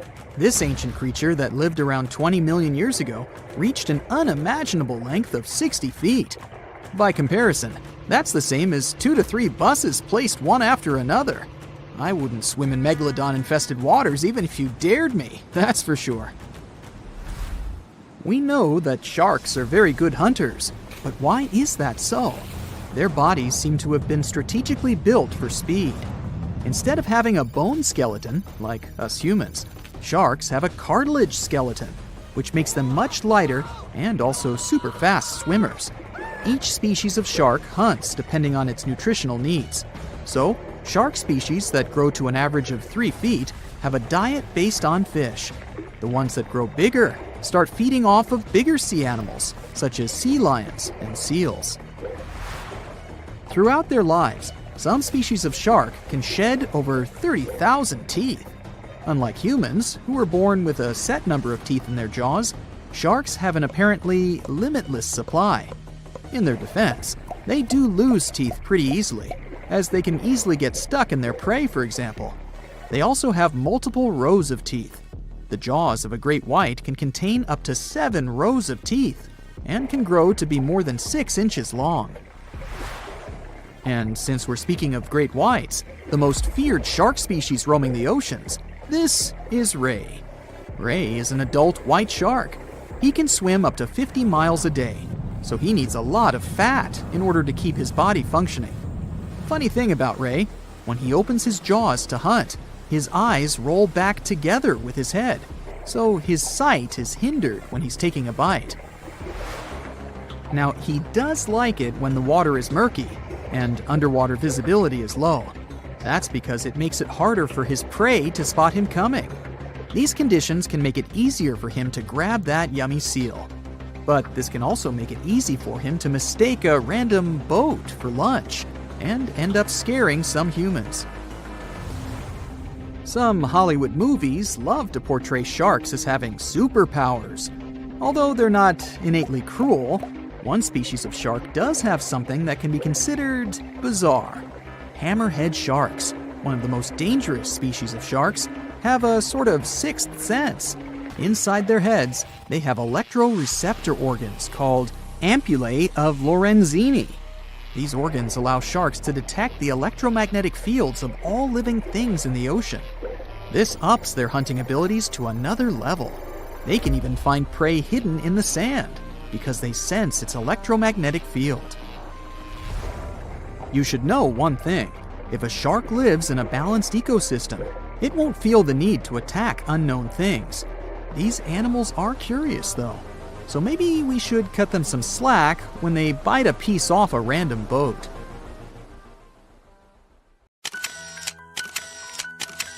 At the beginning of the 20th century, somewhere off the coast of West Africa, a German steamship was leaving the port.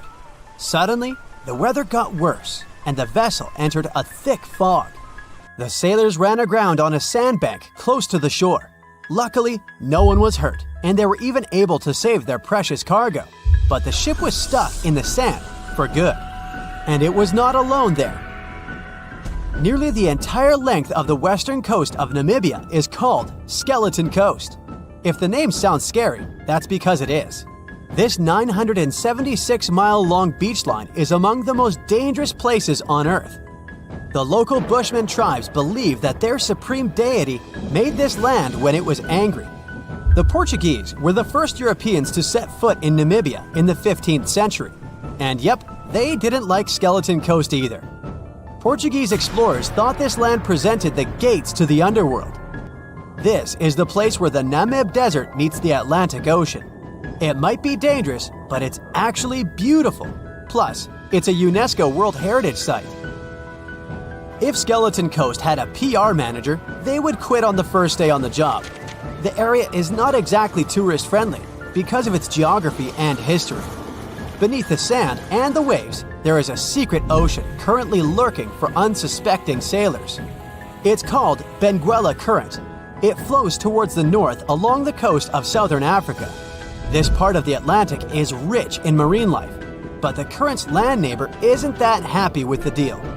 This arid climate created the Namib Desert, one of the driest regions on Earth. And that marine life I just mentioned? It's sharks. 11 species of them to be exact. And yes, the great white decides to pop by once in a while. So far, we've got a desert landscape, strong currents, and sharks. Not a place for a beachside resort, definitely. But if someone ends up on Skeleton Coast, will they know they're in danger? Don't worry, they will. The beach is littered with wrecks of all sizes and shapes. If you remember that German ship I mentioned in the very beginning, its massive and rusted stern is now sticking out from the desert sand. There are some 500 wrecks in total scattered along the coast, and it's a mixed crowd, from Portuguese galleons centuries old to ships that ran ashore here in the 21st century. A modern fishing ship called Zela India managed to slip from its tow rope in 2008 and ended up on Skeleton Coast. Okay, it didn't escape on its own, it had some help from the elements. But it's better to be a tourist attraction on a beach than to be broken up for scrap. That's where the trawler was originally going, poor thing. Skeleton Coast's most famous inhabitant, to call it such a place, is the wreck of the Dunedin Star. The British cargo liner ran aground here in 1942. The massive rescue operation that followed reveals why it's so dangerous for sailors to end up here. The rescuers managed to save all of the crew and passengers, but at a heavy price. An aircraft and a tugboat were lost in the process. It took the last of the rescuers a full 2 months to return home to Cape Town. Why, you might wonder? One look at the map of the region reveals the reason. It's an endless sea of yellow, which is the sand. There are so few roads here, so Skeleton Coast is hard to reach by land. There are also legal obstacles. You need a special permit to drive into the area. But the skeletons in the name of the area don't only refer to ships, they also stand for animal bones. Most of these belong to whales and seals. Many animals have adapted to the area, so lions and hyenas roam the coastline in search of a meal. Yeah, now there are hungry lions as well, as if those sharks weren't enough. Other animals with a temporary residence on Skeleton Coast include elephants, cheetahs, leopards, and giraffes. In 1971, the Namibian authorities established a national park here, but except for surfers, after an adrenaline rush, they don't get many visitors. You can understand why. The Namib Desert is the oldest desert in the world, and it's not very tourist-friendly either. Those who travel to the region should pack sunscreen and a warm winter jacket. A weird combo, right? Well, not so much when you think that during the day, temperatures soar over 110 degrees Fahrenheit. At night, the air temperature drops below freezing. What a climate roller coaster! And that's not the final danger. Yep, there's more. Remember how that German ship got lost in thick fog? Yeah, it wasn't a one-off event. Because of the region's climate, fog shows up frequently. Sailors should cover their ears now, but this fog is actually good for wildlife. This is their only source of water in the Namib Desert. Reptiles and mammals have adapted to the harsh climate. They use as little water as possible. Shifting sands, thick fog, strong currents, lions, and sharks. Not the stuff you would put in a tourist booklet, but Skeleton Coast isn't the only beach on Earth you wouldn't want to spend your vacation on. I will take you to Cape Tribulation in Australia. The area covers some 48 square miles in the northwestern part of the continent. And no, the area is not as dry as Skeleton Coast. It's part of the Daintree rainforest. You could say that here, it is the rainforest, not the desert that meets the ocean. The beach at Cape Tribulation is straight from a postcard. But looks can be deceiving. Australia?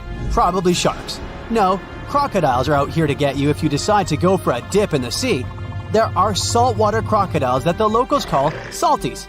Well, that's a cute nickname for such a dangerous reptile. And it's not just them. The wildlife seems to have a beef with visitors. From October to June, the waters around Cape Tribulation are full of box jellyfish. Their venom affects the human cardiovascular system. When touched by a jellyfish out at sea, swimmers won't have enough time to reach land for help. Vinegar helps neutralize the sting, so you might want to keep a spare bottle in your luggage. Crocodiles and jellyfish sound dangerous, but there's one more animal you should look after. It's the wild boar. It might sound funny, but you won't laugh when you're being chased by one of these across the beach. 21 million wild boars live in Australia. They're mostly active at night, making it even more dangerous if they charge at you. The best defense is running in circles. Wild boars can't cut corners well. That's probably why we don't see many of them taking up careers as race drivers. Cape Tribulation has one last danger installed for you, and it's not an animal. Out here, even the trees are plotting against visitors. The stinging tree got its name for a reason. If you try to pick one of its beautiful red berries, it'll fight back. Its prickles are like tiny glass shards. The less than pleasant effect on your skin will last for a month. Then there is this wait a while bush. Who keeps naming them like this? This long vine has spikes that grab hold and just don't let go. They are so strong they can pull a human off a horse. You'll have to wait for someone to come by and save you from this thorny grabber. If you are about to cross this Australian beach from the vacation list, hold on for a second. Tourism is booming here. The local authorities have restricted access to all of the danger zones. Visitors go swimming in dreamy water holes that are surrounded by lush vegetation. There are even ropes to swing from. Now, that's a beach you can finally relax on. Have you ever wondered how containers on a cargo ship remain intact throughout the whole journey? Let me answer this question and tell you about other cool ship facts. Meet Unsinkable Sam. Sam's goal was to prove the saying, "Cats have 9 lives." This animal survived 3 ships sinking. He was originally named Oscar, but got nicknamed Unsinkable Sam. You probably get why. The first time the ship he was traveling on sank, Oscar was found by the crew of another ship when he was floating on board. He remained on that ship for a couple of months, but then the vessel also sank in 1941. The cat was then saved by another ship. The crew there had heard the story of the animal and called him Unsinkable Sam. His marine journey ended when the crew sent him back to the UK. The story checks out, but some people question whether it's true. Sailors had to spend months on their ships, so it was natural that they told strange stories or believed in superstitions. One thing is clear though, sailors loved cats and welcomed them on their ships. Besides being cute floofs, cats were very effective in terms of hunting rodents. You can take it as you wish, a hoax or a true story. I'm leaving Sam in the 40s and returning to the present day. How come ships have internet in the middle of nowhere? Since there are no towers or cables around, satellite connection steps in. Satellite services provide direct internet connection via hardware installed on the ship. This hardware is a must. It's not as cheap as our home Wi-Fi. The installation charges for the entire ship's internet are around $600. And the price of the hardware depends on such things as the size of the ship and how much internet it's going to use. This is not the only option. Wireless devices are also popular, yet they can access the internet only when they're close to ports or other places where networks are available. The Titanic was a giant luxurious hotel for some of its passengers. You may have heard that it had lots of amenities you could use, even its own newspaper. Yep, it was called the Atlantic Daily Bulletin. It was published on the ship. The paper had news articles, advertisements, and the latest stock prices. It also mentions daily menus, horse racing results, and society gossip. Where ships get fuel is also a good question. There aren't fuel stations floating in the ocean. Bunkering is the answer. ships use different kinds of oil for different purposes. Bunkering is loading fuel onto a ship. This process takes place at ports. The storage and provision of the ship fuels can be made by tankers. Currently, Singapore is the largest bunkering port in the world. Imagine you're on a cruise ship and you need to use the toilet. What happens after you flush? The sewage goes to a place called an onboard treatment plant. There, the waste is filtered. Then it moves to another chamber. This chamber cleans the waste and sterilizes it. Lastly, the waste is dumped into the ocean when it's clean enough. Those substances that don't go through the filter are kept on the ship. A ship gets rid of them when it arrives at a port. Speaking of toilets, I must mention that wastewater is color-coded on cruise ships. Every person on a cruise uses 40 to 50 gallons of water each day. That's why there might be too much wastewater. So, over the years, some solutions have been found to reduce this amount. Water is coded as black and gray. Black water goes from toilets, and gray water comes from the laundry, showers, kitchens, etc. Basically, it's thought that gray water waste is cleaner than black water. Why are ships so slow? It's related to power. Water has a drag force, and it affects ships. Imagine yourself swimming in the ocean. It takes effort to swim forward because of the water resistance. A smaller ship wouldn't need that much power to push itself forward, but huge cruise ships need a lot of power because they're heavier. If you, let's say, put a 7,000-ton ship in the water, it will displace 7,000 tons of water. When such a ship goes forward, it pushes some of the displaced water ahead of itself. This results in a bow wave, which carries some kinetic energy away. We talked about cruise ships and cargo ships mainly. What about solo travelers? Laura Decker became the youngest person to circumnavigate the world on her own. She set out in 2012, and 518 days later, she completed her voyage. She had a 40-foot-long ketch named Guppy. She was 14 when she started the journey. You can think of loading containers on a cargo ship as playing Tetris, but you can't start over when the game is over. That would cost you thousands of dollars. Anyway, the logic is the same. The first layer should be strong enough to support the rest. The bottom containers, or first tier, if you want to sound more like a pro, are secured with twist locks. This is an automatic locking mechanism to keep the upper level containers locked. These locks are attached when a unit is being lifted from the pier onto a cargo ship. They're similar to Lego pins. All containers have these lock systems, and you basically mount them on top of each other. Plus, many cargo ships have vertical slots made of long metal rails. They're like cells that hold containers and prevent them from moving and falling into the deep water. How do they unlock the mechanism? There's a special rod to do it. In the past, cargo ships were allowed to only stack 5 to 6 containers on top of one another. With the appearance of the lock mechanism, it's possible to make 10 to 12 layers. Still, hundreds of containers get lost each year because of harsh weather conditions, or simply because of the negligence of people who load them. According to some data, more than 3,100 containers were lost in 2020 to 2021. The number was only 779 in the previous year. This means an almost 400% increase. Apparently, there are hidden passageways and secret doors on cruise ships. The ship's staff get from one place to another without using the stairs and doors that passengers use. There's a network of corridors and stairs all around the ship only the crew members know about. These secret doors can blend in with the walls. This way, they become undetected by those who don't know there's a door there. Gigantic cruise ships are basically floating pieces of metal. The walls of the cruise ship cabins are magnetic. That's why, when on a cruise, you can buy travel-themed fridge magnets and use them to decorate your cabin. The Seawise Giant is the largest ship in history. It was built between 1974 and 1979. Its length was greater than the height of the Eiffel Tower. The vessel sunk in 1988, but was later retrieved and put into service.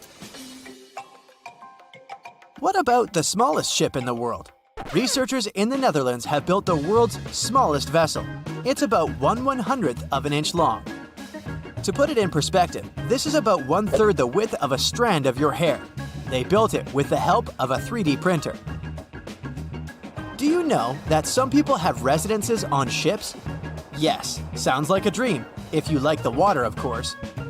Residents permanently live on a ship as it travels the world. MS The World is an example of a private residential cruise ship.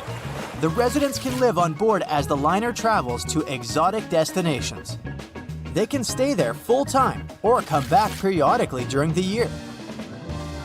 Since the UK is an island nation, things it imports have to be delivered by sea or by cargo planes.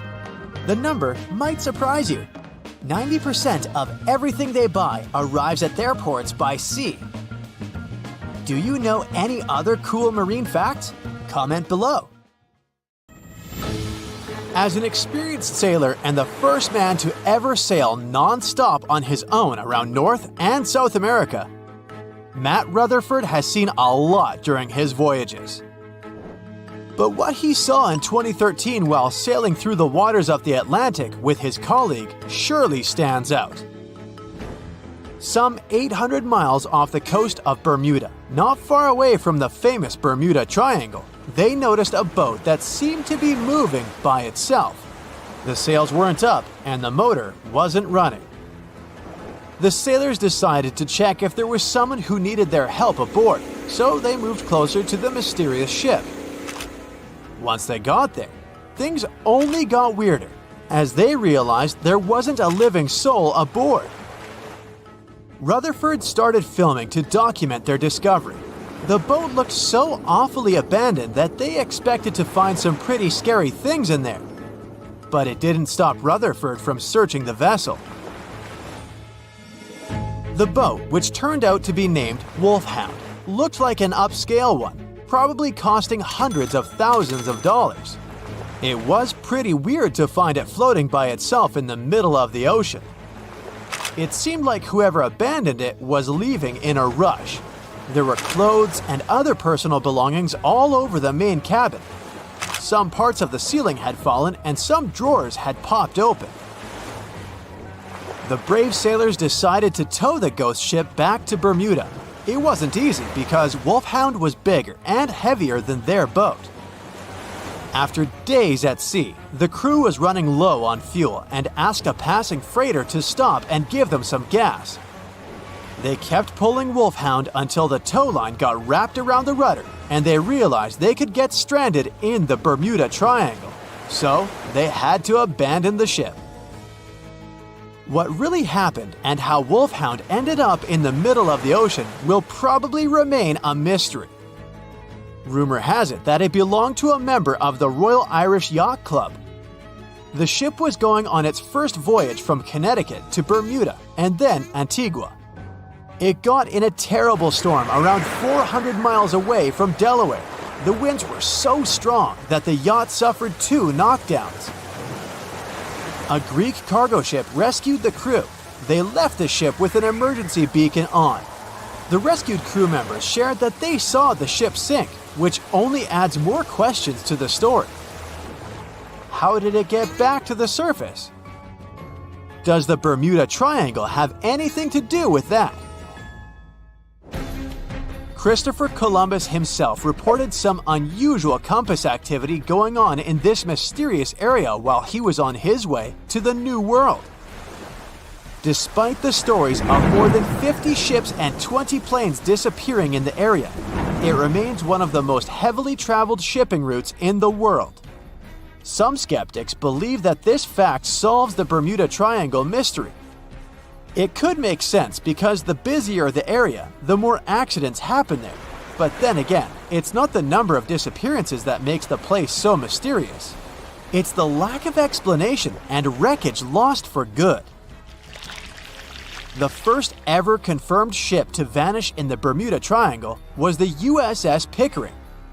In 1800, it departed from the US on its way to the West Indies. The ship sailed into the Bermuda Triangle along with its 90-man crew. No one ever heard anything from them ever since. The popular explanation is that the ship was taken out by a storm. But because no one found any wreckage, we'll never know for sure. The largest ship that has ever disappeared in this mysterious area was the USS Cyclops. In March 1918, carrying a crew of 306 people, the USS Cyclops left Barbados and headed home to Baltimore. The ship passed through the Bermuda Triangle on its journey and vanished into thin air, or rather, water. The Cyclops never sent any distress signal and disappeared without any explanation or trace. The Bermuda Triangle isn't the only place in the world where ships go missing or mysteriously resurface. One of the most famous ghost ship stories would be of SS Baychimo. The large cargo steamer was built in Sweden. On October 1st, 1931, it got caught in pack ice. The crew decided to wait it out and managed to break free after a couple of days, only to get trapped again in less than a week. This time, they didn't manage to make it out. A rescue team went by air to save 22 of the crew members. 15 other members stayed in a wooden shelter they built not far away from the ship. Their plan was to wait out the winter and get back aboard. At the end of November, a strong blizzard was rushing through the area. When it was over, Baychimo seemed to have gone away with the storm. The captain decided it must have broken and sunk, but a few days later, a local hunter informed them that he had seen the ship around 45 miles away from their camp. The crew managed to find the ship and took the most valuable cargo from its hold. They had fears that Baychimo wouldn't live through that rough water, but it did manage to survive after all.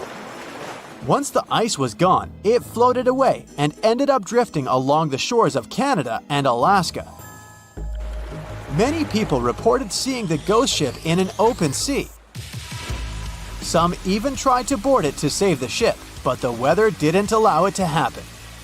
The last time someone saw SS Baychimo was in 1969, 38 years after its crew had left it. It could still be drifting somewhere in the ocean. The story of MV Hoita happened in the South Pacific. The ship was originally a wooden luxury yacht. After serving for 20 years to various owners, it became a merchant ship. In 1959, it set on a trading voyage that was supposed to last around 2 days. When it didn't reach its destination on time, no one was worried at first as things happen in the open waters. After another day, and no distress signals from the Hoita, it was obvious that something serious was going on with it. There were 25 people aboard, and their families wanted to find them. A search and rescue crew worked for 6 days looking for the ship, or at least its wreckage, in an area of nearly 100,000 square miles. That's 1.5 times as big as Florida. Sadly, the mission had come back with no results. It seemed like Hoita had disappeared without a trace. A month later, another merchant ship noticed Hoita drifting in the ocean, miles and miles away from its original route, and none of the crew members or passengers were on board. The cargo had also disappeared. The lifeboats were also gone, so the people must have escaped the ship hoping to save themselves. It turned out that the crew had been trying to get help as they tuned the radio to the International Distress Channel. But the damaged cable didn't let them send the signal any further than 2 miles. It also looked like when they were leaving the ship, the crew took the logbook with them, and we still don't know what exactly happened to Hoita. Family members of those who were on board are still looking for answers. One professor claims it must have been a corroded pipe that leaked and flooded the vessel, but we'll most likely never know for sure. In the Pacific Ocean, near Japan, there is an area nicknamed the Devil's Sea. It's believed to be one of the 12 vile vortices around the Earth. Some people claim that vile vortices have weird things going on in them because the pull of the planet's electromagnetic waves is stronger there than anywhere else. The most famous ship that disappeared in the area was a fishery patrol vessel in 1952. The ship went there to investigate the vessels that went missing previously and disappeared along with 31 crew members. Scientists who don't believe it was a mysterious disappearance blame the underwater volcano eruption for what happened. Ships have been around for at least 6,000 years, dating back to ancient Egypt. In the beginning, they were used for trading and exploring. Ships as an attraction became a thing only a bit over 100 years ago, but the first cruise ship wasn't the infamous Titanic as you might think. The first cruise ship that took passengers on a voyage was a German ship called Prinzessin Victoria Louise back in 1900, and it served for 6 years. Modern ships are of course more advanced, but they still have a limited lifespan. They usually serve for about 30 years. A ship much older than that isn't considered safe and stable anymore due to the metal fatigue, most often of the ship's hull. After ships finish their lifespan, they retire and get sent to a shipyard, where they get scrapped. Most famous and beloved ships have a better fate. They get turned into hotels and attractions. Since ships are extremely expensive to build, no wonder that they are so huge, often as long as 3 football fields and as tall as 20-story building. The companies want to accommodate as many passengers as possible, because it means better profits. Also, cruise ship cabins are built separately from the ship, because otherwise there wouldn't be enough space for the construction. They're added to the vessel already in the shipyard, where the ship is put together. Quite often, different parts of the ship are even built by different companies. Voyages are fun, but if you need to get somewhere fast, cruise ships shouldn't be your first choice, because they are very slow. On average, they travel at the speed of just 23 miles per hour. Ships travel way slower than cars and planes, because they move huge amounts of water. Move on the ground and you're fast. Now step in a swimming pool and try to run there. It'll be way harder for you to do, and you'll be way slower, barely moving through. Now keep in mind that you are much smaller than a ship. As we've seen, ships are massive. When you put something in the water, it displaces the amount of water that is equivalent to its weight. So a ship displaces thousands of tons of water and then pushes through it. That's why they are slow. Such huge ships sure have big anchors. An average anchor weighs like 4 grown-up elephants. The crew members try to avoid dropping the anchor when it's possible, because such a massive thing can severely harm the ecosystems at the bottom of the sea. When boarding a ship, the first thing we have to notice is lifeboats. The Titanic was designed to carry 64 lifeboats, but it only had 20 of them. The rest is history, but ever since what happened to the Titanic, ships are required to have safety equipment to accommodate 125% of the people on the ship. So, it's even more than required, just to be on a safe side. But here is the story. In 1915, 3 years after the Titanic sank, a cruise ship called SS Eastland, which was loaded with extra lifeboats and rafts, sank under the heavy weight of all that extra equipment. But don't worry, it never happened again. Even though modern cruise ships are very safe, it's good to be prepared. So let's take a look inside one of those lifeboats.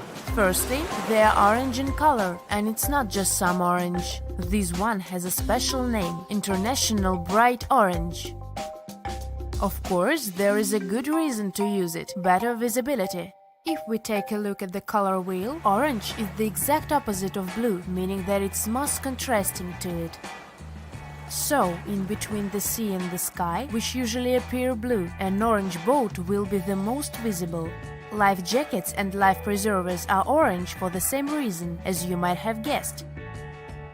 But International Bright Orange only became a requirement in 1962. Before that, the life jackets were mostly white. For example, look at those life jackets. These are the ones that were used by the passengers on the Titanic. But white isn't a good choice at all. It's particularly hard to spot a white life jacket and a white lifeboat on a white-capped sea. All the equipment inside the lifeboats must meet international requirements and must be kept in good condition. So, the crew members are required to do maintenance every 3 months to avoid any rupture and damage of the lifeboats and everything in them. Firstly, there is a fresh water and food ration, for obvious reasons. Then there is a portable compass, which helps determine the direction in which to steer it. The next thing is a signaling mirror. It's a device that allows the light to attract the attention of passing ships. A less expected thing inside is an embarkation ladder, a rope ladder with wooden or metal steps that are used to ascend or descend from one ship to another. And finally, there is a first aid kit. All cruise ships pick up standard sailors and fishermen, and that happens quite often. So don't be surprised if your cruise ship stops in the middle of the sea to pick someone up. It's common practice. Ships can even change their course to pick up some stranded sailors if they get a distress call. Have you noticed that all ships, both cruise ships and container ships, always have the bottom of the hull painted red? Yes, it's a thing. In early times, when ships were mostly made of wood, sailors were painting the hulls with copper paint, because it was protecting the vessel from wood-eating worms, barnacles, and seaweed. The copper was the ingredient that was giving the paint that color. All this muck wasn't only impairing the vessel's structure, but was also increasing the drag, preventing the ships from moving as fast as they could have. So, protective paint is important to reduce the number of barnacles that get accumulated. These days, of course, hull-protecting ingredients can be added to any kind of paint, and there is no practical need to paint the bottom of the hull red, but it's still being done to honor the old tradition. Still, even the most modern paint doesn't allow to completely avoid the growth of barnacles on the hull. Also, most ports don't even allow you to scrape those off the hull once you dock. That's because the ships that arrive from faraway waters can bring along non-native species of seaweed and other organisms which can severely harm the local ecosystem. Crew members sleep in that lower part of the ship, the underwater one. It's called a B-deck, and there are dorm-style rooms in the hull just for the crew members. Also, you might have noticed that there are numbers painted vertically on the side of the hull. The red background helps them stand out more, which is important since those numbers are crucial. They help you understand how much load the ship is carrying. The more weight there is on board, the lower in the water the vessel will sit. If you watched movies about pirates or heard sailors talk, you might have noticed that the ships are referred to as she and often have female names.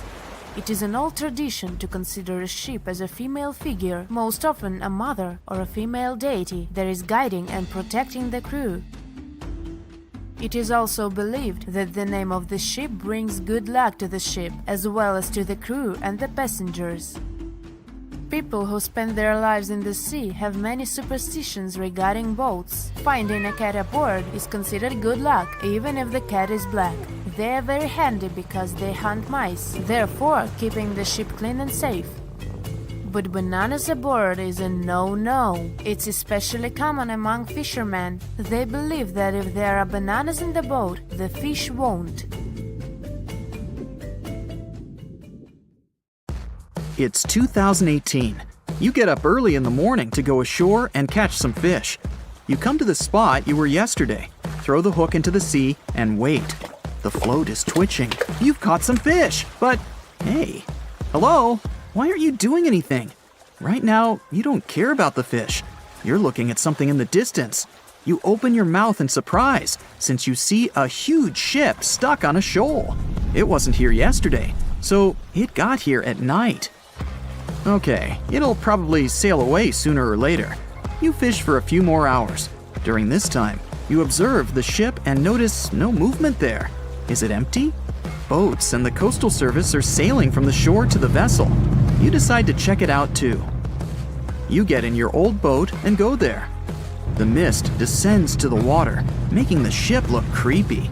The colossal vessel is rusty and empty. But where is the whole crew? And how did it get there? The Coast Guard comes on board. They search the hold, the cabins, and the upper deck. There's someone's stuff, some remnants of food supplies, notebooks, and clothes. Everything suggests the crew has disappeared for some reason. Fishers who noticed the vessel first didn't see anyone coming down from the board. No radio signals were sent to the port, and no one reported about the ship. It appeared here from nowhere. The only chance to get any information is to look at the number and name of the vessel. This is Sam Ratulangi, PB 1600.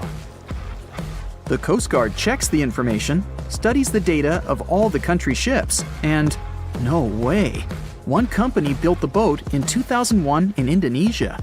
People used it to transport heavy loads across the seas around Asia. The ship had been properly operating for 8 years.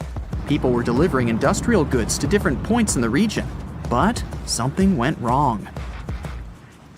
In 2009, Sam Ratulangi was sailing near the coast of Taiwan, and that's it. There were no further records about it. There were no reports in any port. Everyone thought it must have drowned, so no one had been looking for it for years. And then, 9 years later, it appears here, big and rusty, off the coast of Myanmar, without sailors, without fuel. An investigation starts. City services are trying to find out the names of all the sailors working on the ship and find clues that would lead to solving this mystery. They also hope the ship owner will appear soon. They find 2 tow ropes on board. This means that some other ship towed Sam Ratulangi to this place. Then they identify and find 13 crew members. These people say they wanted to reach the factory in Bangladesh to repair Sam Ratulangi. And here's another, much more mysterious ship story. On February 16, 2020, locals found a large cargo ship stuck on a rocky shore off the coast of an Irish village. The boat looked rusty, with holes in the hull and rotten parts. People hadn't seen this vessel the day before, so it appeared there at night. The last time people saw the Alta cargo ship was a few months earlier, thousands of miles off the coast of Ireland. That day, the Alta was sailing in the waters of the Atlantic Ocean. Another ship, the MS Protector, noticed it. MS Protector crew members tried to contact the ship, but received no response. The people on board realized that they were facing an empty vessel.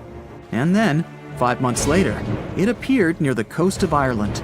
There are more questions than answers in this story, but we managed to find something out.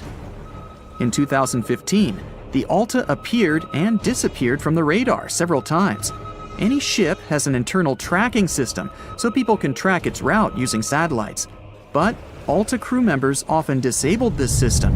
Perhaps they were engaged in some illegal activity. Anyway, in 2017, the ship often sailed between the ports of Greek islands. Then, the tracking signal disappeared and appeared only 10 months later, off the coast of North Africa. During this time, the ship changed several flags. In September 2018, the Alta was southeast of Bermuda and headed for Haiti. Then, the crew started facing problems. First, the main engine failed right in the middle of the Atlantic Ocean. The ship began to drift. Several days passed, but the crew members weren't able to repair it. They began to run out of food and water supplies. The situation got even worse when they found out that a hurricane was approaching the place. Fortunately, they managed to contact the U.S. Coast Guard. A helicopter flew to the Alta on October 2nd to bring them some supplies. There was enough food for several days. Then, a rescue boat sailed to the ship.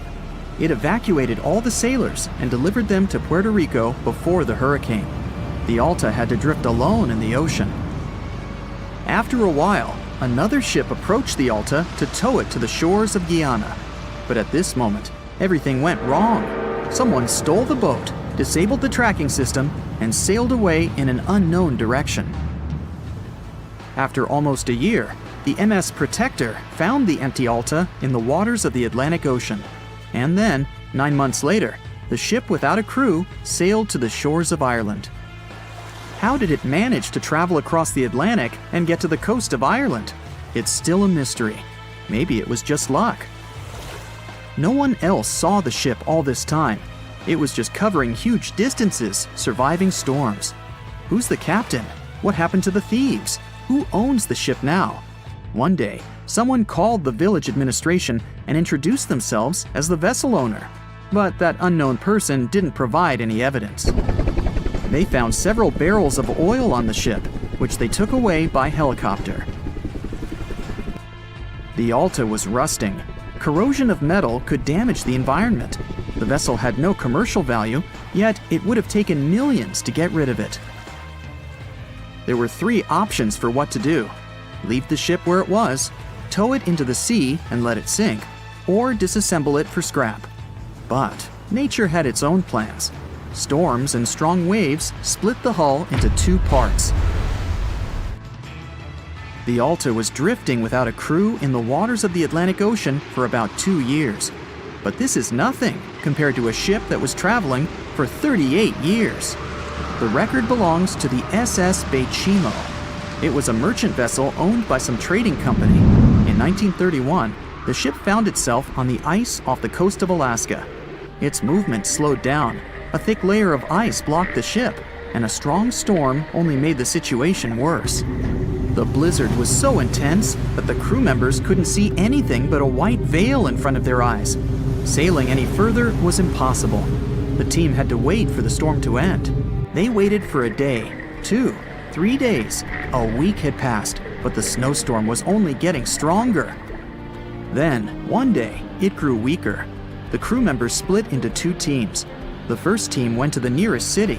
The second group, along with the captain, stayed on board. They set up camp next to the ship and waited for the blizzard, which had started again, to end. There was 0 visibility. And finally, one day, the storm was over. Great! And now, wait a minute. But where is the ship? The SS Baychimo just disappeared during the blizzard. The captain was sure that the ship had sunk, so he left along with the crew. Then, a week later, they saw the vessel drifting near the area where they had lost it. The hull was damaged so severely that it was unsafe to sail on it. Repairing the ship would be pointless and expensive, so the captain decided to abandon it. He was sure that it would go underwater sooner or later, but it stayed afloat for the next few days, the next few months, and a few years. People had reported seeing it at various points along the coast of Alaska for 38 years. The last record of the SS Baychimo is dated 1969. Those who saw it claimed the ship was completely frozen, almost merged with the ice. Some people planned to start an expedition to find the ship, but all attempts were unsuccessful. The vessel is probably lying somewhere on the deep sea floor. So in 2017, over 25 million people boarded cruise ships all over the world. Now, if you're keeping count, that's more than the total population of Greece. It's become America's favorite choice when it comes to going on vacation. It's easy to see why hopping aboard a cruise ship becomes more popular each year. Heading out on a cruise is also coming back in style with newer generations. 2/3 of Gen Y and millennials say that cruising is their new preferred type of vacation. How's that? Well, let's see. It's easy to plan in advance. On board, you can find activities for all family members, and you get a chance to visit several different destinations in one trip. An added bonus of booking a cruise? You can sample various places for a future time off. The entertainment on board is often top-notch, providing passengers with an added taste of luxury. And the amenities and accommodations are generally very reliable. Not to mention that it gives tourists that feeling of actually getting away from everything that people strive for while out of the office. Royal Caribbean International is one of the largest cruise lines in the world, with just over 19% of the cruise market as of 2018. Its current fleet is divided into many different classes of ships, including the Voyager class, Radiance, and Quantum. The latest addition to the Royal Caribbean International's impressive fleet was built in 2018. Wonder of the Seas is now the largest cruise ship in the world. Since this spectacular liner has just had her maiden voyage in March 2022, let's look at some of the incredible perks it has to offer its passengers. For starters, the boat is so big that it had to be split into neighborhoods. Well, it figures since Wonder of the Seas can accommodate almost 7,000 passengers. Fond of New York? Well, no worries. Wonder of the Seas has a central park of its own, with an estimated 10,000 plants to check out.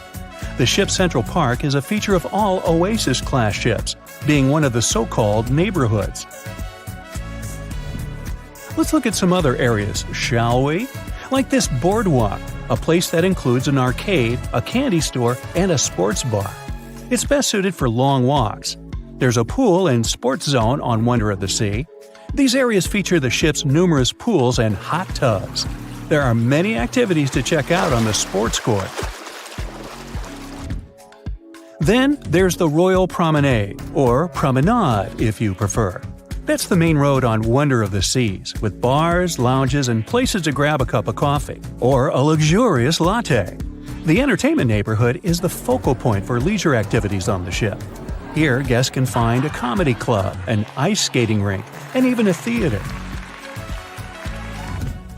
The spa and fitness area is a tranquil zone with a huge array of treatments available.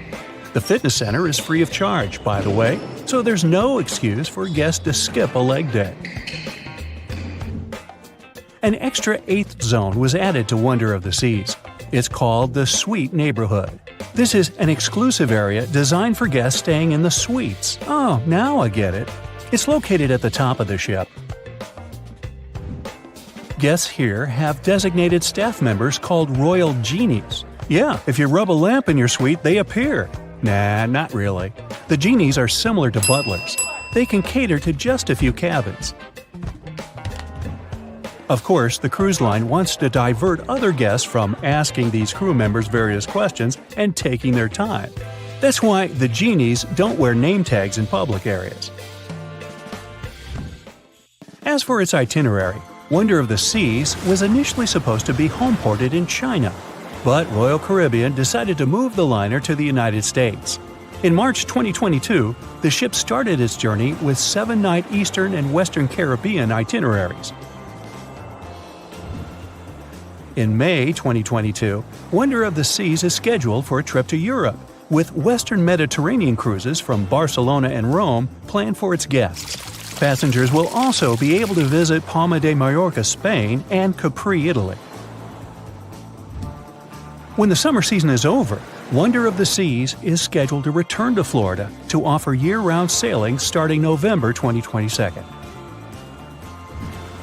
And by the way, there is no truth to the rumor that a special cruise only for highly allergic and hay fever sufferers will be called the Wonder of the Sneeze. Nope, not at all. Now, it's hard to imagine a ship so massive that can accommodate so many amenities on board. For example, the Titanic was the largest ship of its time, measuring 882 feet in length. And Wonder of the Seas is not only 1,188 feet long, it's also 36% taller and 34% wider. Speaking of lifeboats, which I am about to, Titanic had a mere 20 lifeboats on board, which was tragically not enough to fit all the passengers after the ship hit the iceberg. But Wonder of the Seas has an even smaller number of lifeboats, 18 to be precise. Sounds weird and dangerous? Well, not really, given that each of these lifeboats can accommodate up to 370 people. It means that all the passengers and crew members, an estimated 8,000 people if fully booked, are going to be safe in case of an emergency. If we could somehow have a race between the two ships, well, Titanic was in fact the faster ship out of the two, beating Wonder of the Seas by 1 knot per hour. Cruise ship passengers today are more interested in the experience rather than the speed of the boat itself. That's why how fast a ship can travel is not an extremely important aspect nowadays. In terms of costs, Titanic cost around $7.5 million at the time of its construction. It's the equivalent of about $200 million today. How about Wonder of the Seas? Well, it cost a staggering $1.35 billion to build, making it 6 times more expensive than the Titanic. How about we compare ticket prices? Well, in this case, the least expensive ticket on Titanic was £7. It's about $1,000 today. The cheapest ticket on Wonder of the Seas is currently $423, but prices may vary depending on the location, season, itinerary, and how much you tip your royal genie. And I know you were going to ask, how about icebergs? Well, Titanic steamed in the frigid North Atlantic, where you had to be on the lookout for those. Wonder of the Seas will be cruising the balmy Caribbean, where the worst thing you can hit on is 17 and blackjack. Oops, busted. Anyway, set side by side with its other sisters from the Royal Caribbean Fleet, Wonder of the Seas is equally as impressive. The company's earliest ships could host about 2,500 people. This included passengers and the staff. Such ships were Splendor of the Seas, Legend of the Seas, and the smallest of them all, Thumbelina of the Seas. No, wait, that should be Empress of the Seas. Oops, my bad. The largest ships in the company's fleet can now house about 9,000 people altogether. That's almost 3 times the size and capacity of the earlier liners. Wonder of the Seas is one of them, as well as Harmony of the Seas and Symphony of the Seas. Are you seeing a pattern here? Yep, if you ever encounter a ship with Of the Seas in its name, it's safe to assume it belongs to Royal Caribbean. But if it's a can of tuna, it might actually be Chicken of the Sea. Hey, I like tuna. Now, choosing between cruise ships based on their size is like wondering if you should visit your local museum or the Louvre in Paris. It all depends on your preferences. Some families prefer small settings. Others are fan of large spaces that can provide everything they need. Historically, it's equally as exciting how far we've come in terms of maritime transportation. The SS Royal William, for example, was the first boat to ever make a transatlantic voyage almost entirely steam-powered in 1833.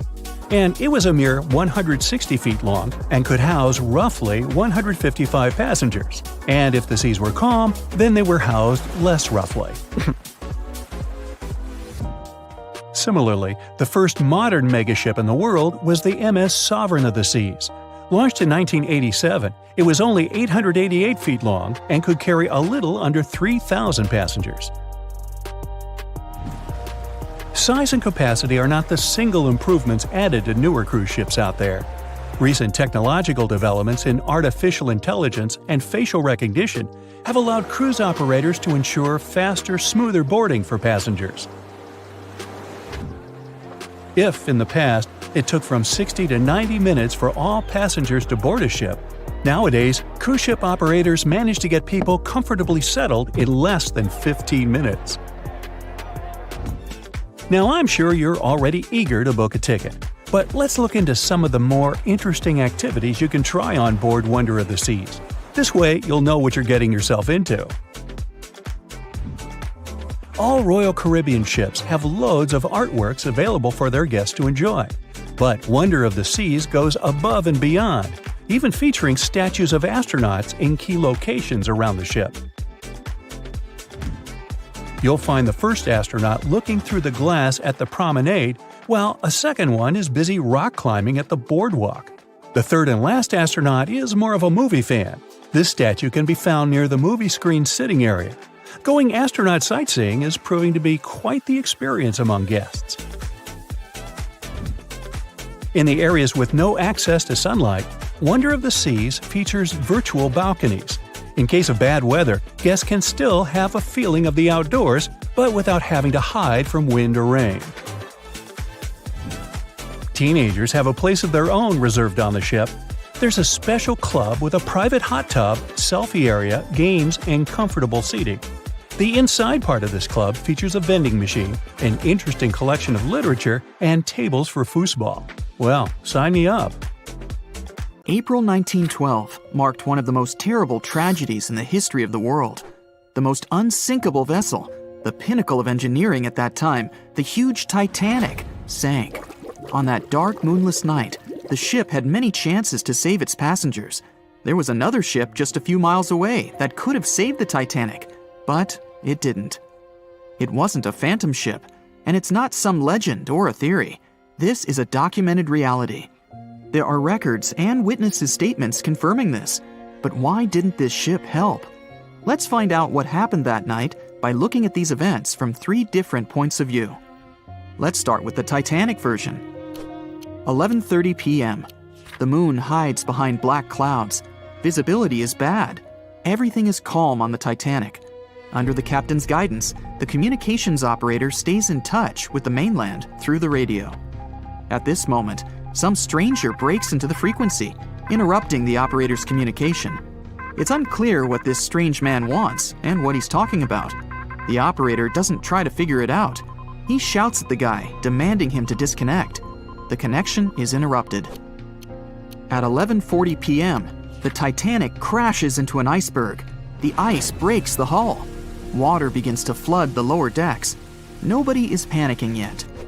20 minutes later, at midnight, the ship's crew sends a distress signal through the radio frequency. Few people understand how bad the situation really is. After 20 minutes, at 12:20 a.m., they start lowering lifeboats with passengers. At 12:25 a.m., they receive a response to the distress signal. This is RMS Carpathia. Their captain reports they're already sailing at maximum speed towards the Titanic. But the problem is that the crash site is 58 miles away. This means Carpathia will only be here in 4 hours. At 12:45 a.m., the sinking ship's crew release rockets into the air. These flares are one of the main reasons for the terrible fate of many passengers, but more on that later. 90 minutes later, the Titanic's deck breaks and the ship dives underwater. At 4:10 a.m., the Carpathia finally arrives at the shipwreck location. The crew members make heroic efforts to save all the people. They take 705 survivors on board. At this moment, another ship appears. It's SS Californian. The Carpathia sails towards the New York coast with all the people. The Californian floats in search of passengers and finds nothing but wreckage. The ship was only a few miles away while the Titanic sank into the icy water. The Californian could have saved these people, but did nothing. Its captain, Stanley Lord, made one of the most terrible acts that a sailor can allow. He didn't help a sinking ship. When the world found out about all this, they detested Captain Lord. They couldn't bring charges against him, and the trial didn't punish him. But his career was ruined entirely, as no other ship company would hire him. Despite this, he never confessed he had been guilty. Before he passed away, the captain said it hadn't been his fault. If this was true, then what happened there? This brings us to the Californian version. It's the night of April 14th. The Californian is sailing in the cold waters of the North Atlantic. The ship gets into a section with a lot of icebergs. At 10:10 p.m., Captain Lord stops the ship. It's too dangerous to move around this area, as they can damage the hull. At 11 p.m., the ship starts drifting. It's impossible to move in such conditions with such poor visibility. The captain knows that the Titanic is coming here, so he orders the radio operator to warn the ship about the danger. Radio operator Evans turns on the receiver and tries to contact the Titanic. He spends about 30 minutes on it. The connection is finally established. At this moment, the Titanic radio operator is speaking with the mainland. Evans interrupts this conversation and tries to warn the ship about icebergs. The operator doesn't understand Evans' words. He's annoyed because Evans broke into the channel so brazenly. He shouts at Evans and cuts the connection. Tired, Evans turns off the receiver and informs his superiors about the incident. It's still a mystery how the captain reacted to this news. He probably thought the Titanic knew about the danger. He lets Evans go to bed. If Evans hadn't turned off the radio and waited 1 hour, he would have heard a distress signal from the Titanic. But you shouldn't blame him. At this point, he has no official reason to stay at the transmitter. Evans is too exhausted and can't fight drowsiness. So, Evans goes to bed. The Titanic begins to sink. Its captain sends a distress signal. The operator on board the Carpathia catches it, but the Californian doesn't, since the receiver is turned off. Captain Lord can't sleep. He feels that something is wrong. Meanwhile, the Titanic is rapidly sinking under the water. The captain gives the order to launch rockets into the air. And here is where one of the critical mistakes takes place. They release warning lights, but they are not red. The crew forgot to take red rockets on board for some reason, so they lit up the sky with a bright white light. If you need to send a distress signal, you need to release red lights. Captain Lord sees these lights, but doesn't perceive them as a cry for help. It can't be that there are no standard red rockets on such a massive ship as the Titanic. But, unfortunately, it can. Captain Lord thinks the Titanic is sailing away. Perhaps there is some unknown reason behind those white lights, but he doesn't really know. So, Captain Lord has no idea that the Titanic is sinking. He still decides to contact the ship, but this time, not through radio communication. Captain Lord doesn't wake up the radio operator and sends a signal to the Titanic through a signal lamp. It's important to understand that many old-school captains didn't take radio communication seriously. They didn't understand the value of this technology. That's why Captain Lord doesn't wake up Evans. He sends light signals, but the Titanic doesn't respond. Many survivors later mentioned seeing the flashing lights of the Californian, but there was nothing they could have done. The ship's crew doesn't hear their cries for help. At 2:20 a.m., the Titanic completely goes underwater. A little more than 2 hours later, radio operator Evans wakes up and turns the transmitter on. He hears many rescuers talking about the sunken ship. Evans understands everything. He reports this to the captain. At that moment, the Californian immediately heads to the wreck site. They meet Carpathia there. With the survivors on board, it sails towards New York. The Californian stays sailing and looking for people. They find nothing but wreckage. The Californian returns to the mainland. The news about the ship that could have saved the Titanic is spreading all over the country. The trial begins. Captain Stanley Lord and the crew tell their version. They say their ship had been standing still. Many people don't believe them, and some of the surviving passengers claim to have seen the Californian sailing by. Still, the judge declares them innocent. 1962. Captain Stanley Lord is a very old man. He calls a notary to confess something. The captain makes his last remark about this case. He swears he's not guilty. But if it wasn't the Californian sailing past the Titanic at that moment, then what? The Samson theory could answer that question for us. The sealing ship Samson is sailing in the cold waters of the North Atlantic. The crew aren't sleeping. They carefully study the surroundings, but not because they're afraid of icebergs. They're scared of meeting with the U.S. Coast Guard. The Samson ship's crew catch seals, which is illegal. At 12:45 a.m., Samson's captain sees white signal rockets. The team is sure it's the Coast Guard. They turn off the lights and sail away. It's dark, so they don't notice the sinking Titanic. They return to the coast of Iceland and hear about the disaster. They realize they have abandoned the drowning passengers. The nephew of one of Samson's crew members reads about this story in his uncle's diary. The nephew asks for permission to publish these recordings. All the people realize that Captain Lord wasn't guilty, but unfortunately, he didn't live to see this moment. Actually, it's still unknown who is guilty in this story. 2 ships were nearby the Titanic. Their captains were adequate people. They would have helped save all the passengers. Their fault was that they couldn't understand what the Titanic wanted on that dark night. Someone forgot to put red flares in the box. This small but fatal detail was one of the leading causes of the tragedy. Giant container ships are responsible for much of the global trade. Thanks to them, you receive your orders from overseas, sooner or later.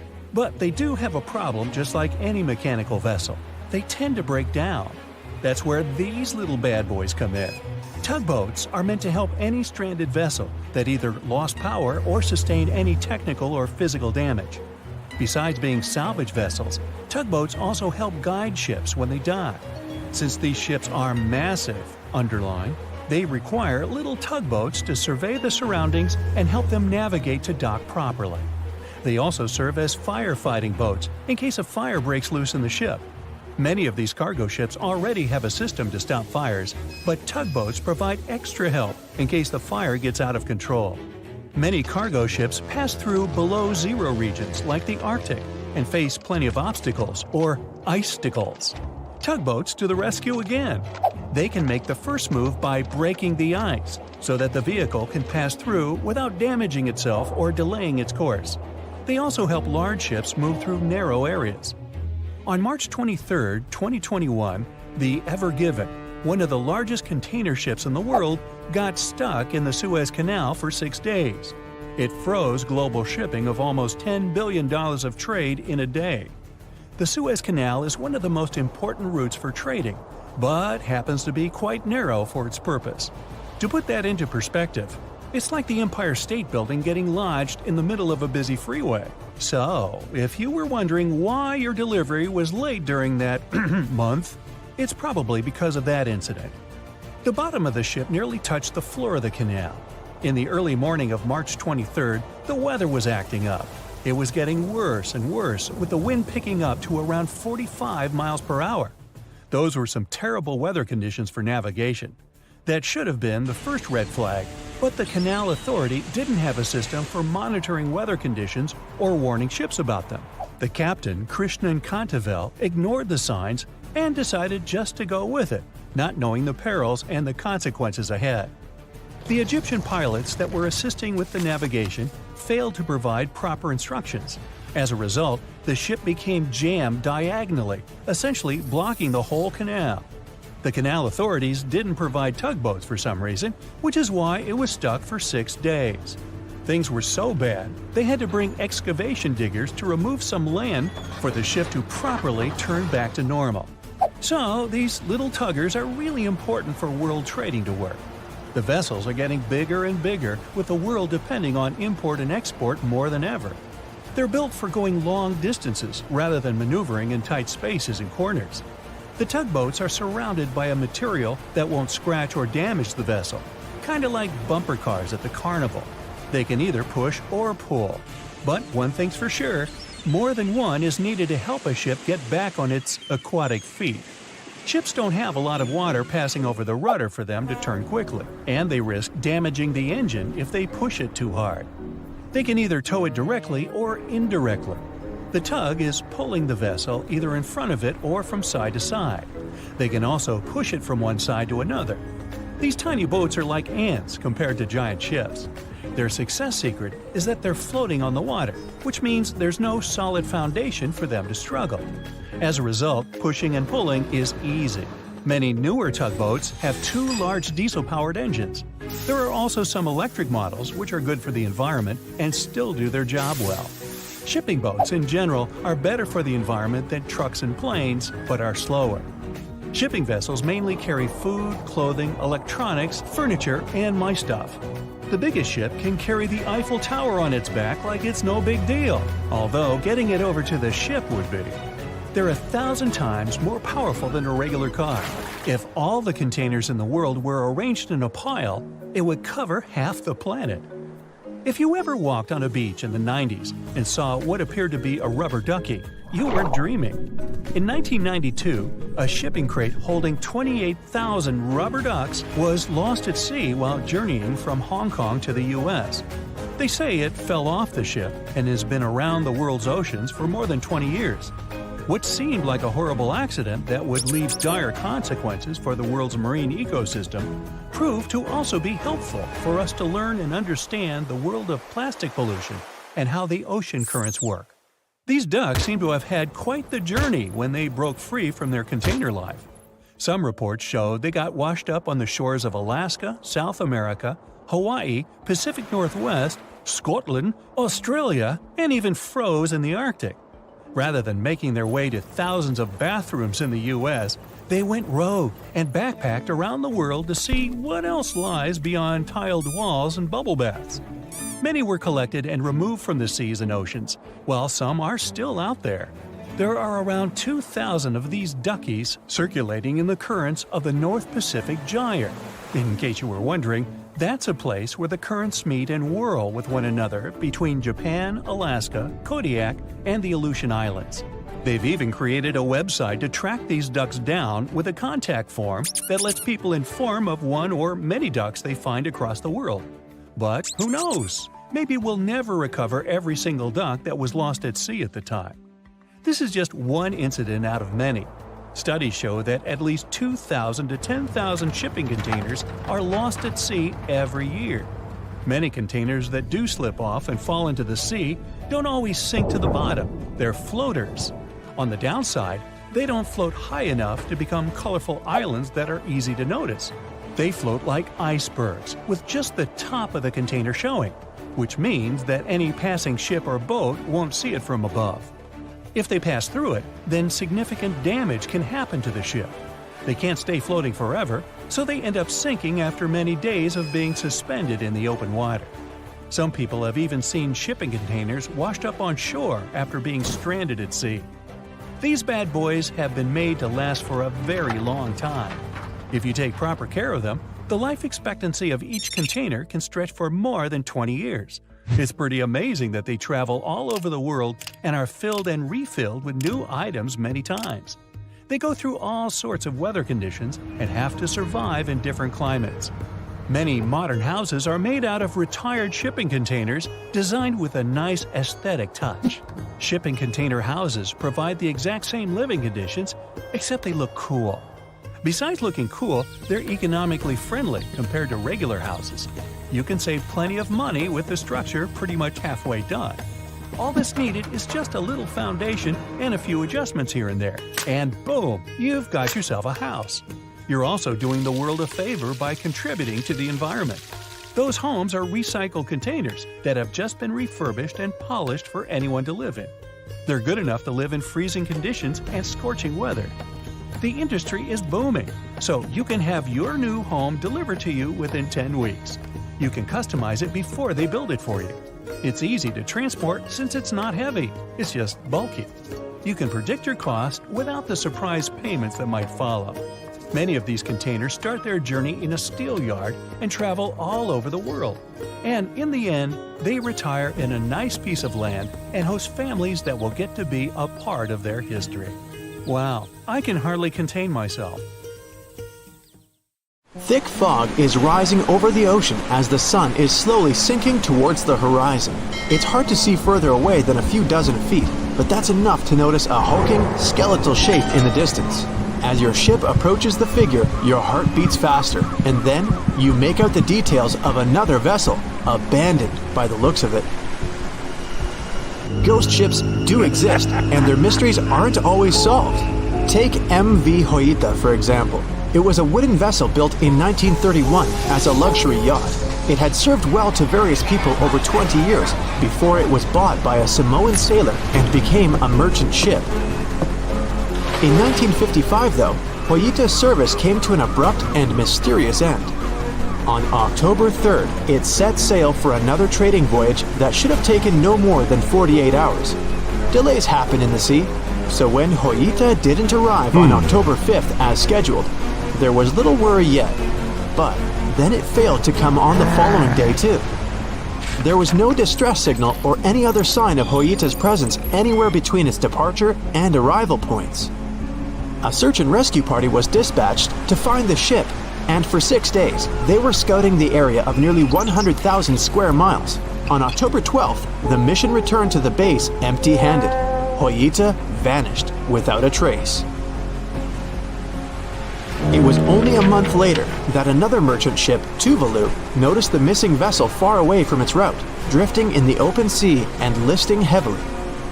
The sailors boarded the ship and found that all of its crew and passengers, 25 people total, were missing, along with all the cargo the vessel had been carrying. The radio was tuned to the International Distress Channel, meaning that the crew had been trying to ask for help, but they couldn't reach anyone because the radio cable had been damaged, limiting the range to 2 miles. The lifeboats were missing as well, indicating that people on board must have left the ship. Unfortunately, they seem to have taken the logbook with them, leaving the rescue team clueless as to what had happened. Even today, the mystery of MV Hoita hasn't been solved yet. No one knows where the crew and passengers had gone and what had caused them to leave. SV Carol A. Deering wasn't a ghost ship in the usual sense of the word. There were no sightings of it in the open sea. Instead, it was found on the shore, but the circumstances of it running aground are a puzzle shrouded in mystery. Carol A. Deering was built in 1919 in Maine, and it was a large vessel made for commercial voyages. Unfortunately, despite its large cost of construction, it had only served for a year before its last trip. July 19, 1920. The ship was traveling from Puerto Rico to Rio de Janeiro via Newport News to deliver a cargo of coal. It was almost halfway to the final destination when the captain fell seriously ill, and the crew turned back to drop him and his son off and replace the captain. The voyage went without incident, but when it came to Barbados in December to resupply, there were strange moods among the crew. The first mate didn't seem to be happy with the new captain. No one paid much attention to it back then, when they probably should have. The last sighting of Carol A. Deering at sea was on January 28, 1921, when a lightship noticed it off the coast of North Carolina. There was some commotion on the quarterdeck of the ship, where the crew were normally not allowed. Then, another vessel sighted it, but there was already no one on the decks. On January 31st, the merchant ship was found hard aground in the Diamond Shoals, a site notorious for numerous shipwrecks that had been occupying there for centuries. When the search and rescue party boarded the ship, they found it abandoned, the log and personal belongings of the crew gone, along with the 2 lifeboats. There is still no answer to what happened on board of Carol A. Deering that January, although the most popular version was mutiny. Maybe we'll never find out the truth though. SS Baychimo is perhaps one of the most notable ghost ships in history. This large cargo steamer was built in 1914 in Sweden and plodded its way dutifully over 16 years, trading provisions for pelts with native tribes of Alaska and Canada. But then, on October 1st, 1931, Baychimo got caught in pack ice. At first, it seemed the crew would be able to wait it out and continue on their route because the ship broke free in a couple of days. But in less than a week, it became caught again, this time for good. In another week, a rescue party was sent to fetch 22 of the Baychimo's crew, while another 15 remained behind to wait through the winter if necessary and get the ship back. But a month later, after a powerful blizzard struck their camp, the sailors went out of their shelters only to find the ship gone. Luckily, a few days later, a native hunter told them Baychimo hadn't been lost yet. He'd seen it about 45 miles from where they had been stationed. They managed to track it down, but decided the ship wouldn't survive the winter. So they took the most valuable cargo from its hold and abandoned it. They were wrong though. SS Baychimo did survive that winter, and many more that followed. When the ice broke, it sailed away on its own, drifting listlessly along the shores of Canada and Alaska. There were numerous sightings of the ghost ship, sometimes adrift in the open sea, and at other times stuck in the pack ice again. People attempted to board and salvage it, but weather conditions or lack of equipment always prevented them. SS Baychimo was last sighted by native Alaskans in 1969, 38 years after its abandonment. What became of it later remains unknown. The story of SS Orang Medan is one of the most puzzling and harrowing ghost ship stories of the 20th century. No one even knows for sure if the ship even existed in the first place. It wasn't recorded in Lloyd's Shipping, the International Register of Ships, which makes it either a tall tale or a vessel that avoided being officially recognized for some shady reasons. In any case, the accounts as to what happened to the Medan vary. According to most reports, it was carrying some unknown cargo in the Indonesian waters when a distress call was received by another ship in the vicinity. the officer on duty heard an SOS message, but its contents are different depending on the accounts. The message did not repeat, and the crew of Maydan didn't answer to any attempts to contact it back. The ship that received the distress call hurried to the rescue, but they only reached the vessel the following day, when it was already drifting and slightly listing. When the rescuers boarded the ship, they found that none of the crew had survived. However, one lifeboat was missing, which implied that there was at least one crew member who managed to escape. What happened to the rest of the people on board remains a mystery to this day. Still, there are no hard facts about this story, so we might never find out whether SS Orang Medan was actually a ship and not a thing of fiction. SV Zabrina was a 3-mast sailing barge built in 1873 for river trade ships in South America. She served for well over 4 decades, proving to be a sturdy and reliable ship. It was later transferred to Europe, where it continued serving its purpose well. But then, in October 1917, Zabrina set sail on a regular voyage only to be found ashore several days later. Mysteriously, although the ship was perfectly intact, the entire crew of 5 and the captain were gone. There is no direct evidence or hard facts as to what really happened that day. The most convincing theory is that the crew were washed away from the deck because of an underwater explosion. And then the ship sailed ahead without them, but the truth, as always, remains unknown. Can we estimate how many ships and airplanes were lost in the Bermuda Triangle? Have their disappearances resulted from human error or weather phenomena? Let's try to find out. We have a curious story of the SS Cotopaxi.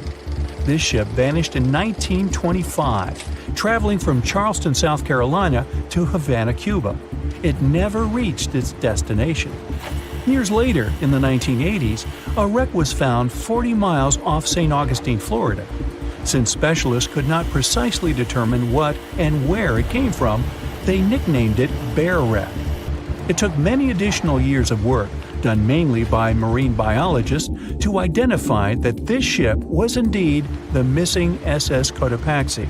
This was confirmed in January 2020. How did the ship just reappear? And how did it get there, since this mysterious shipwreck isn't even in the Bermuda Triangle? Now, let's see who came up with this term, Bermuda Triangle. Can you actually pinpoint the triangle on a map? No, it's not an officially recognized location either. The Bermuda Triangle does not appear on any world map.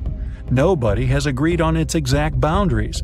There are only assumptions with approximations of the entire area, ranging between 500,000 and 1.5 million square miles. By all approximations, the region has a vaguely triangular shape. In 1964, an American author named Vincent Hayes Gaddis first came up with the idea when writing an article for Argosy magazine. He used the Bermuda Triangle to describe a triangular region that has destroyed hundreds of ships and planes without a trace. It is pretty hard to get the number of lost ships and planes because some ships and aircraft have gone missing without leaving a trace. Their wreckage in the region has not been recovered, but the recorded stories should help us. Legends about the Bermuda Triangle date back to the 15th century, like that of the Italian explorer Christopher Columbus. When sailing through the Atlantic waters, he passed by this location in the late 1400s. In what we now know as the Bermuda Triangle, he saw a huge flame that seemed to just crash into the ocean. Later, he saw an unusual light flashing in the distance at the exact location. Like many other sailors since then, his compass had severe malfunctions. Flight 19, a Navy plane on a routine schedule back in 1945, also started the Bermuda Triangle legend. It was commanded by Lieutenant Charles Taylor, and it's recorded that he just got lost in the triangle for no reason. Since pilots had no GPS back then, they had to trust their compasses and keep track of how long they'd been flying in a specific direction and their speed. Shortly after completing the task, both of the compasses on board stopped working correctly. Records found after the plane's disappearance also indicate that Taylor didn't have a watch on that particular day. The initial report stated that pilot error was to blame for this unfortunate event. However, because people weren't satisfied with this outcome, it was changed to causes or reasons unknown after several reviews. One surviving pilot named Bruce Guerin suggested he went through an electronic fog while passing above the triangle, making him travel through time. In 1970, when this incident happened, he was flying his aircraft when it was surrounded by two huge clouds that formed a whirlpool and spiraled. Like many others before him, he noticed that his navigation devices were malfunctioning. When he eventually made it out of those clouds, he discovered that his flight had only taken 35 minutes. It should have taken 75 in total. Since he had no other reasonable explanation for what he went through, he believed he must have been pushed forward in time. It's not only strange-looking clouds that have been seen above the Bermuda Triangle. In 2014, a pilot recalled almost colliding with a flying object that he could not identify whatsoever. Some of these strange encounters were even caught on tape.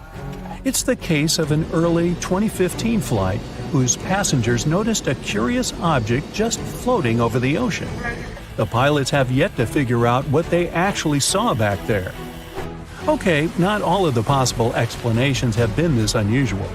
Oceanographers, for example, have also tried to explain why ships disappear around here. So they recently came back to one of their old theories: rogue waves. These are immense walls of water that just pop up suddenly.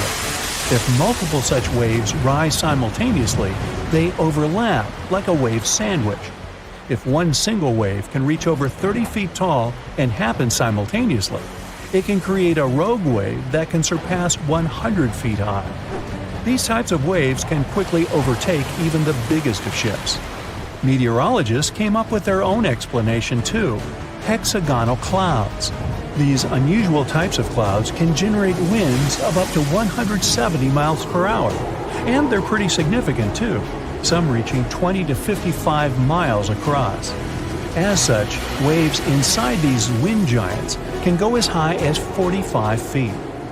The Earth's own magnetic force might also have something to do with it. Within the Bermuda Triangle, compasses point to true north, the geographic North Pole, rather than magnetic north, the shifting magnetic North Pole. Some have even explained that since these two perfectly overlap in the Bermuda Triangle, it can cause a magnetic phenomenon that could make navigational devices malfunction. It's called the agonic line. The problem is that scientists have discovered that this line moves each year.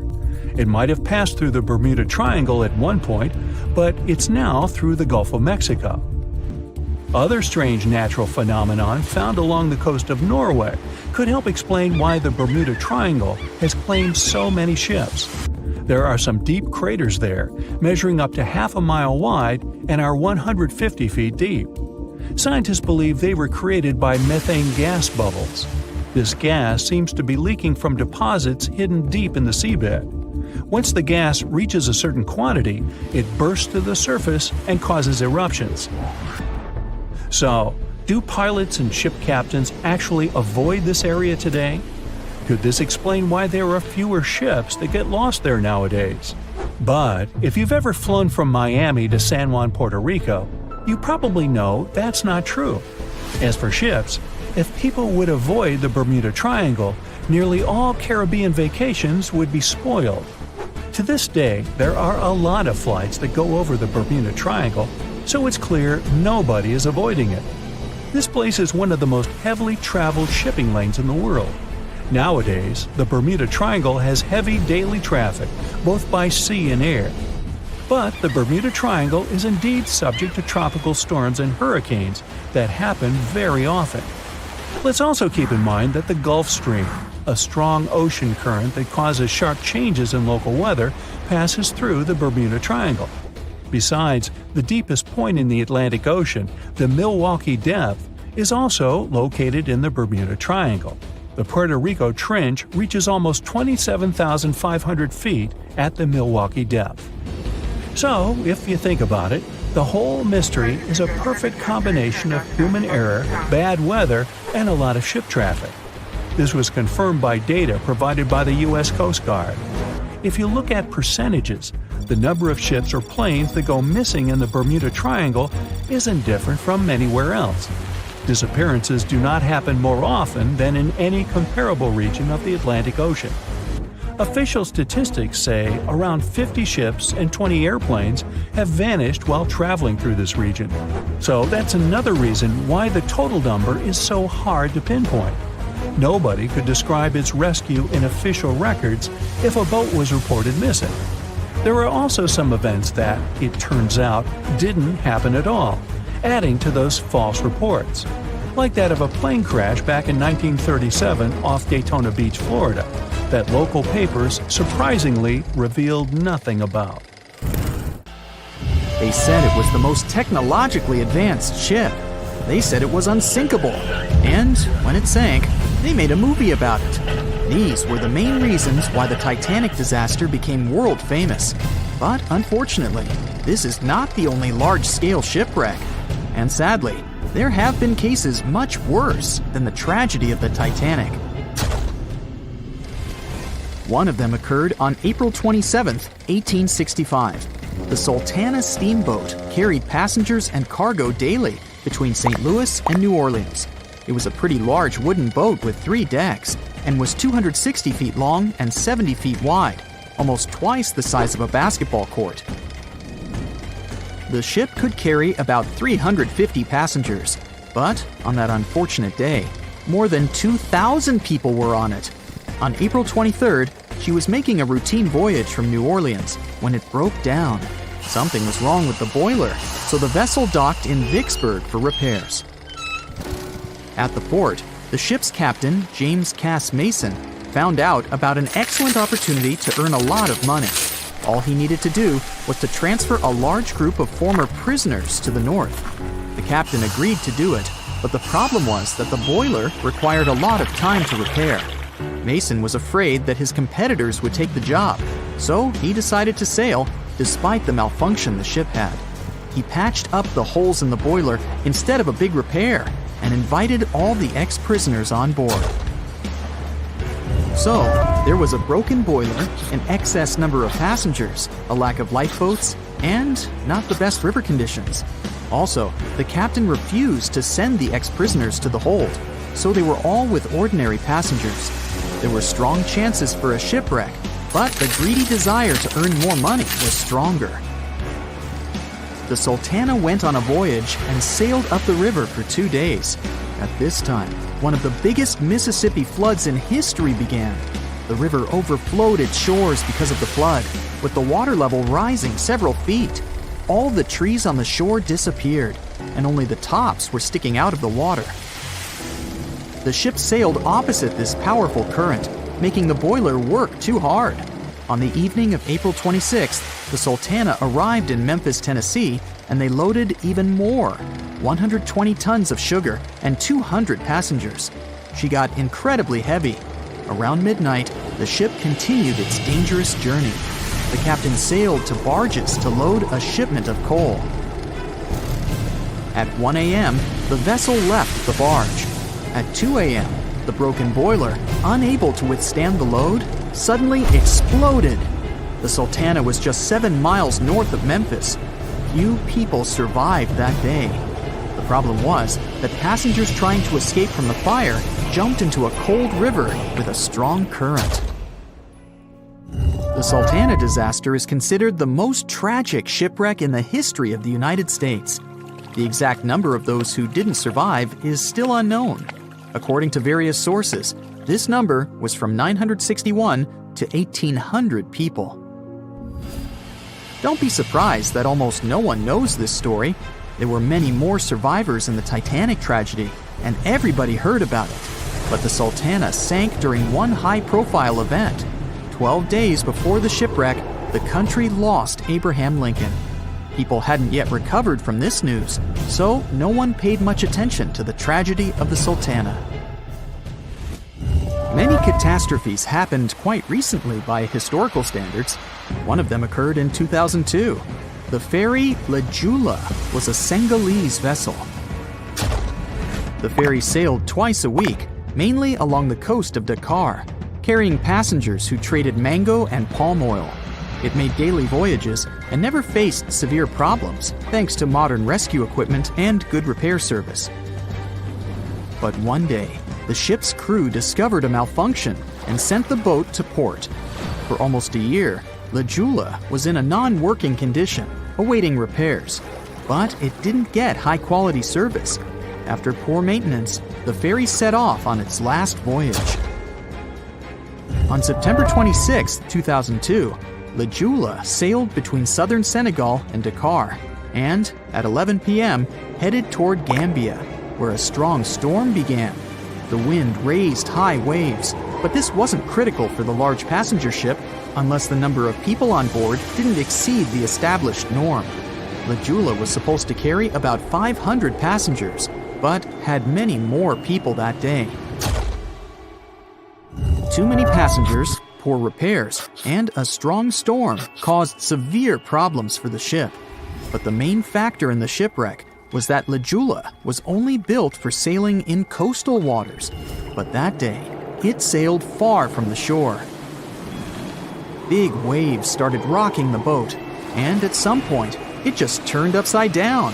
The ship's deck went underwater, and its lower part stuck above the surface like an iceberg. All the passengers sitting in cabins fell on the ceiling and lost their orientation in space.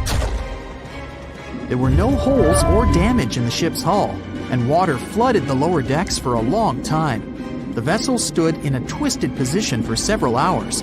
Then, the boat began to sink when the water seeped through the deck and hold. The ocean was warm, but no one came to save the passengers. People had to wait almost 4 days to be rescued. Unfortunately, only a few managed to survive. The Philippines is a very dangerous area for ships. This place consists of several thousand islands and a vast area with shallow water.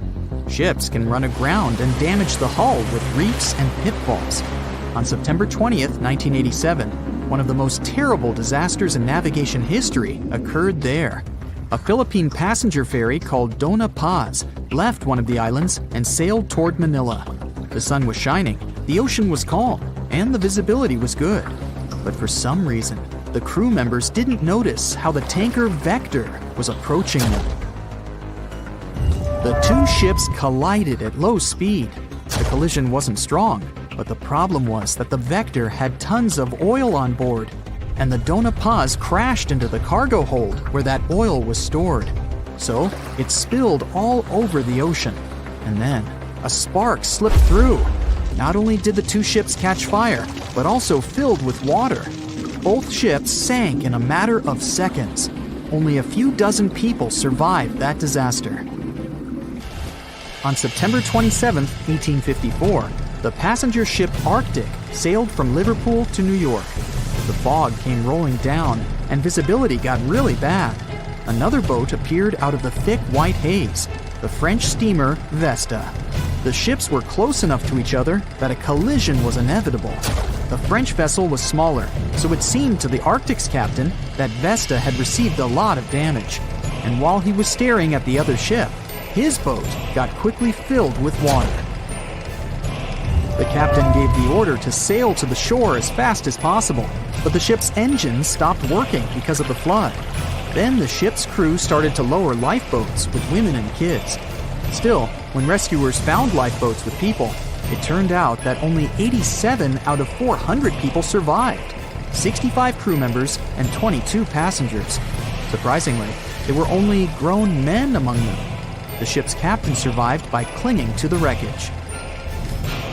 All newspapers wrote about this story as one of the most terrible and shameful tragedies in navigation history.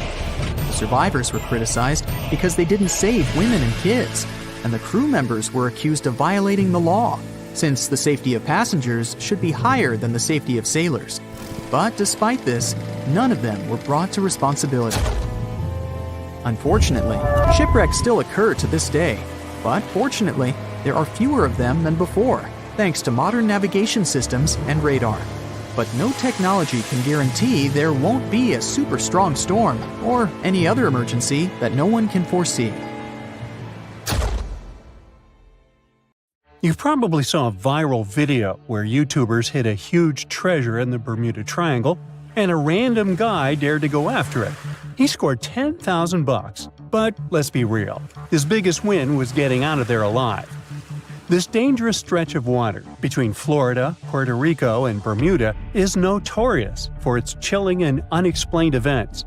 They say that more than 50 ships and 20 airplanes have mysteriously disappeared in the Bermuda Triangle. This leads to many theories, suggesting that this area is somehow linked to mystical powers or vortices that pull objects into other dimensions. But an Australian scientist named Karl Kruszelnicki might have actually cracked the code on the Bermuda Triangle mystery. According to him, most popular legends and eerie disappearances can be explained by two main factors. The first factor is human error. One theory debunked by Kruszelnicki was about the doomed Flight 19.